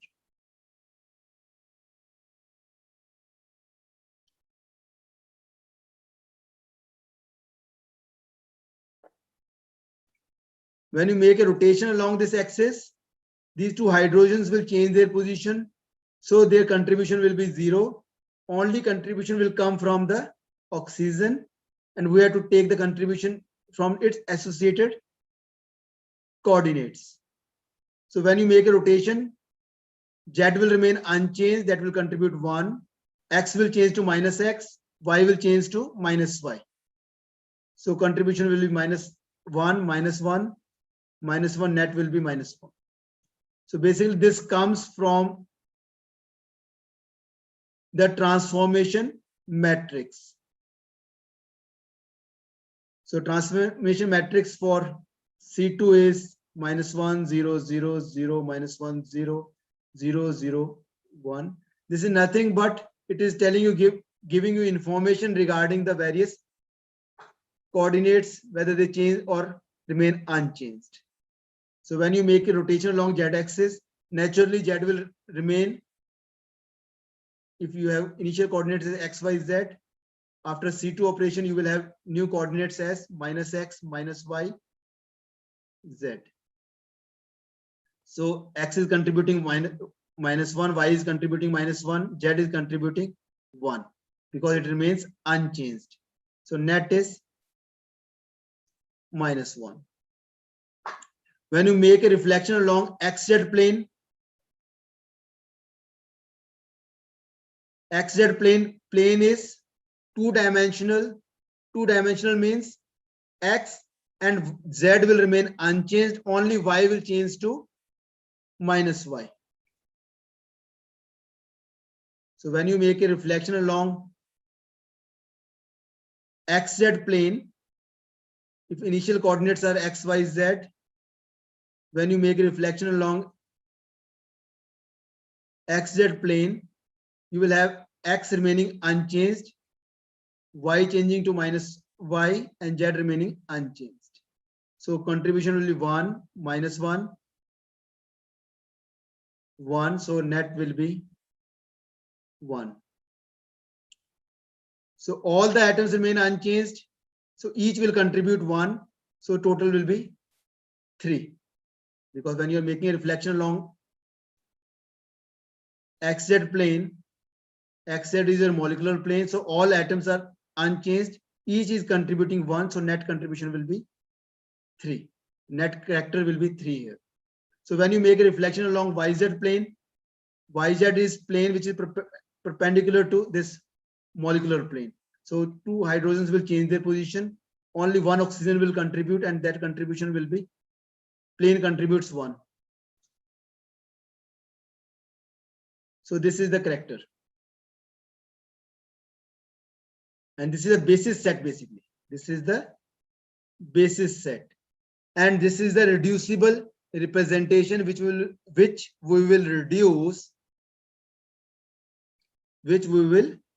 reduce now.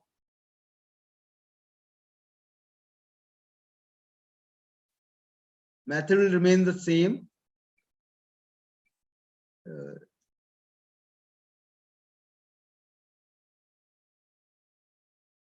So I have calculated it for you using the character table for C2V. When you reduce it, you get 3 times the repetition of A1, 1 time A2, 3 time B1, 2 time B2. So if you take a total also, it is 3 into 1.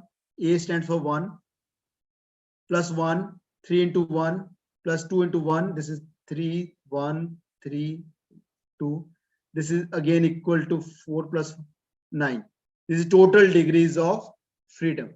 This is total degrees of freedom, that is 9, which is coming from 3n. This was total degrees of freedom. So from here you have to subtract rotational and vibrational modes. So this information we get from the character table.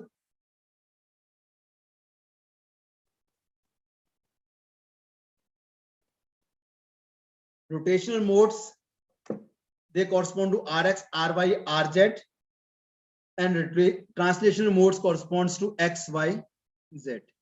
Because whenever there is a translational motion or rotational motion, there will be no vibration. If all the atoms are going to the same direction, this is a translational motion. If these type of things happen, then there is no vibration. So we have to subtract those modes from this. So in character table, these modes refers to Rx, Ry, Rz. So we have to basically subtract rotational modes, that is A2, B1, B2 from this total. And also we have to subtract the translational modes, that is A1, B1 and B2. So basically we have to subtract 2 times B1, 2 times B2, 1 time A2 and 1 time A1. So 2 times B2, so this will cancel out. 2 times B1, so basically you will be left with only 1 B1 here. 1 time A2, so this will also cancel. 1 time A1, so basically you will be having 2 A1. So these are the vibrational modes after subtracting the rotational and translational modes. 2A1 plus B1.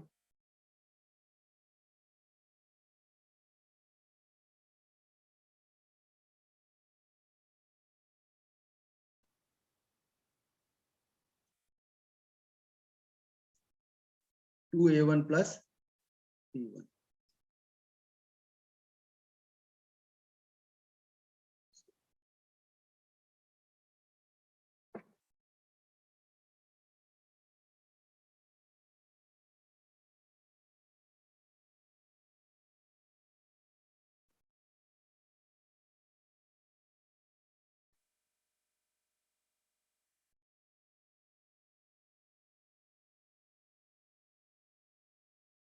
Here are the results.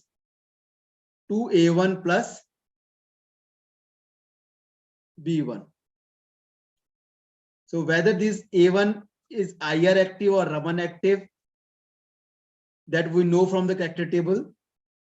If it corresponds to XYZ, it is IR active. So if we look here, A1 corresponds to Z, so it is IR active. It is also corresponding to quadratic functions. So it is Raman active also. So A1 is IR active as well as Raman active. When we talk about B1, B1 is also IR active as well as Raman active. So you will have both A1 and B1 as Raman active as well as IR active. Now, whether A1 is bending mode or stretching mode, that we can calculate.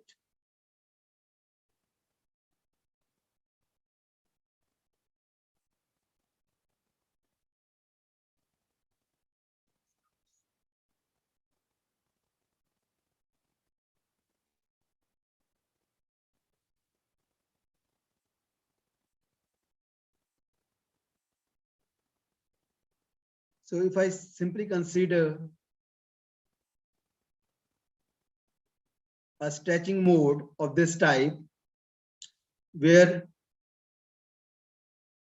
one bond is having a longer length compared to shorter length, another shorter length, this is your asymmetric stretch. This is asymmetric stretch.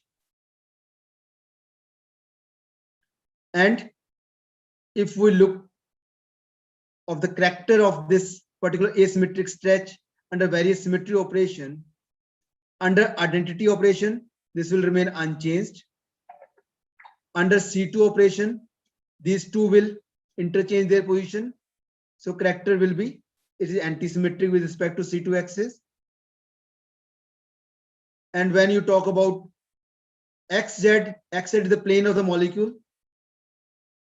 So this will be symmetric with respect to XZ. And when we talk about reflection along YZ plane, which is perpendicular to this principal molecular plane, so character will be -1. So if you look here, 1, -1, 1, minus B1. So asymmetric stretch is having symmetry symbol, which is B1.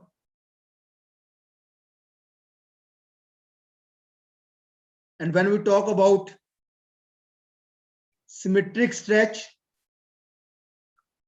the Mulliken symbol corresponding to this can be calculated. Symmetric stretch means both bonds stretch to the same extent. Under identity operation, this will be symmetric. Under C2 operation, when you make a rotation along C2 axis, these two bonds will interchange their position and there will be no change. So it will be symmetric with respect to that. Under YZ plane, XZ plane, because this molecule is contained on the principal molecular plane. So with respect to XZ plane, this will be symmetric. Similarly, with respect to YZ, also it will be symmetric. So 1, 1, 1, 1. So this 1, 1, 1, 1, A1. So your symmetric stretch is having A1 mode. A1 is your symmetric stretch, B1 is asymmetric stretch. Second mode, that is A1, we have two modes for A1. This is your bending mode. You can see what is bending. Bending is change in this angle. So bending is something like molecule reducing its angle. So again, there's no change in the bonds. So under identity operation, this is symmetric. Under C2 also this is symmetric. Under sigma V also this is symmetric. And this is A1. So your bending mode and symmetric stretch both have A1 symmetry, and your stretching asymmetric stretch has got B1 mode. Any doubt here? No, sir, no doubt, sir. So this is the additional information regarding the molecular vibrations that you get from the group theory. You're getting A1 means whether they are bending modes or stretching modes, whether they are symmetric or asymmetric modes. So no, the formula that you were using earlier, BSc level, that was just giving you total vibrational modes. Total vibrational modes.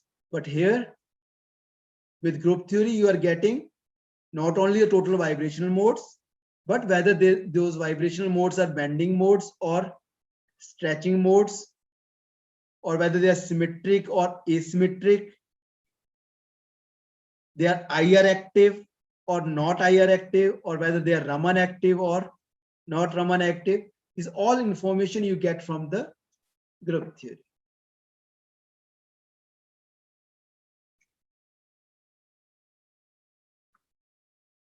I think I am running out of data.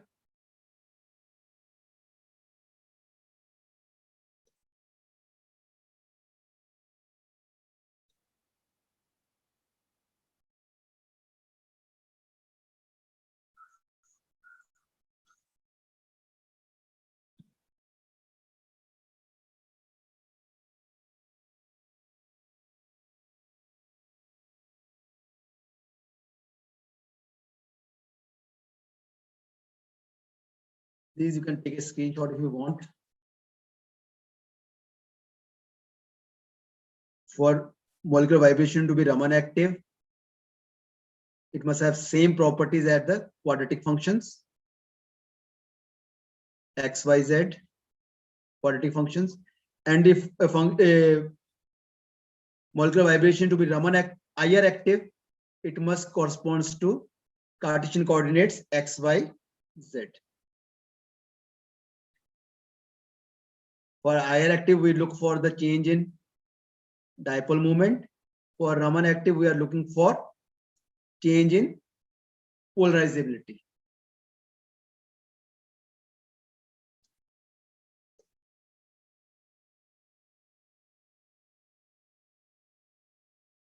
Another rule is exclusion rule. It states that for molecules with center of symmetry,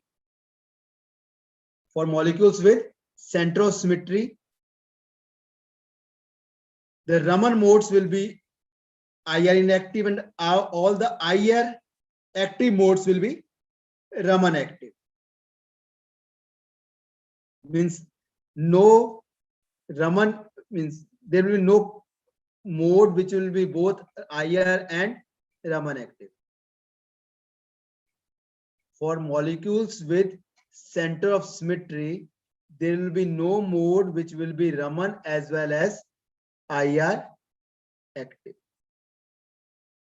This can be seen very clearly also, because for center of symmetry molecules, your XYZ coordinates, which are telling you about the IR activity, they are of U type, and their squares or products, they all will be G type. They all will be G type. So these quadratic functions are corresponding to Raman activity, and these are corresponding to IR activity. So there is no common in between. So this is your exclusion rule. So I think I should finish here. Hello. Yes, sir. Yes, sir. I'm putting a stop at this point only. Okay, sir. Okay, sir. Thank you so much, sir. Your lecture was very informative.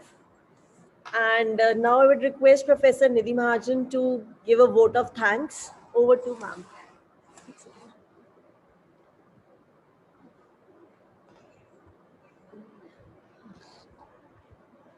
Sir, could you please stop sharing your screen? Stop it.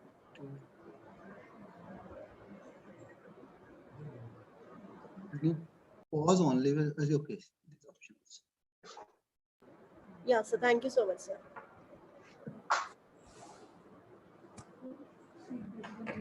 Honorable College Director, Dr. Mrs. Sukhwinder Kaurji, Vice Director, Professor Nirmal Singh Ji, esteemed resource persons of today's lecture series, teachers and students from different colleges, my worthy colleagues and dear students. It gives me immense pleasure to propose this vote of thanks for the lecture series of Chemistry Department. My heartfelt gratitude to the resource person of today, Dr. Dhandeep Singh Ji, Dr. Jatinder Singh Olek Ji, and Dr. Poonam Patyar Ji for their enlightening and thought-provoking talk. I hope that the faculty members and the students must have learnt a lot from this talk.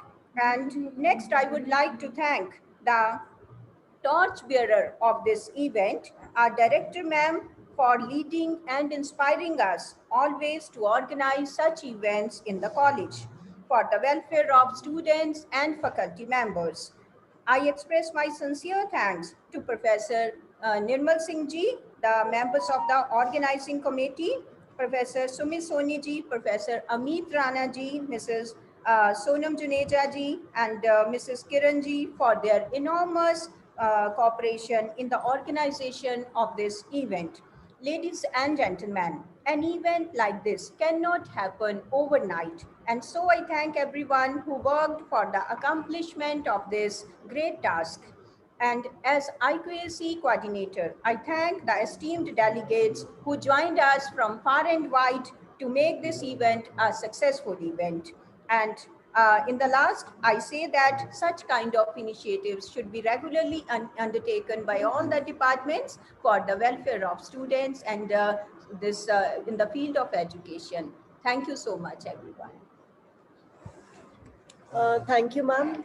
Dear students, this link for the feedback will be shared in the chemistry lecture series group. You can fill the feedback link and then the certificates will be dispatched to you.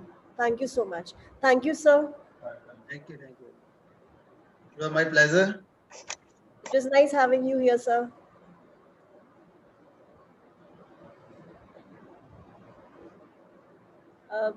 So Any query? Haji, yes, sir. You can leave the meeting. Okay. Rajiv, sir, we've shared the link in that group.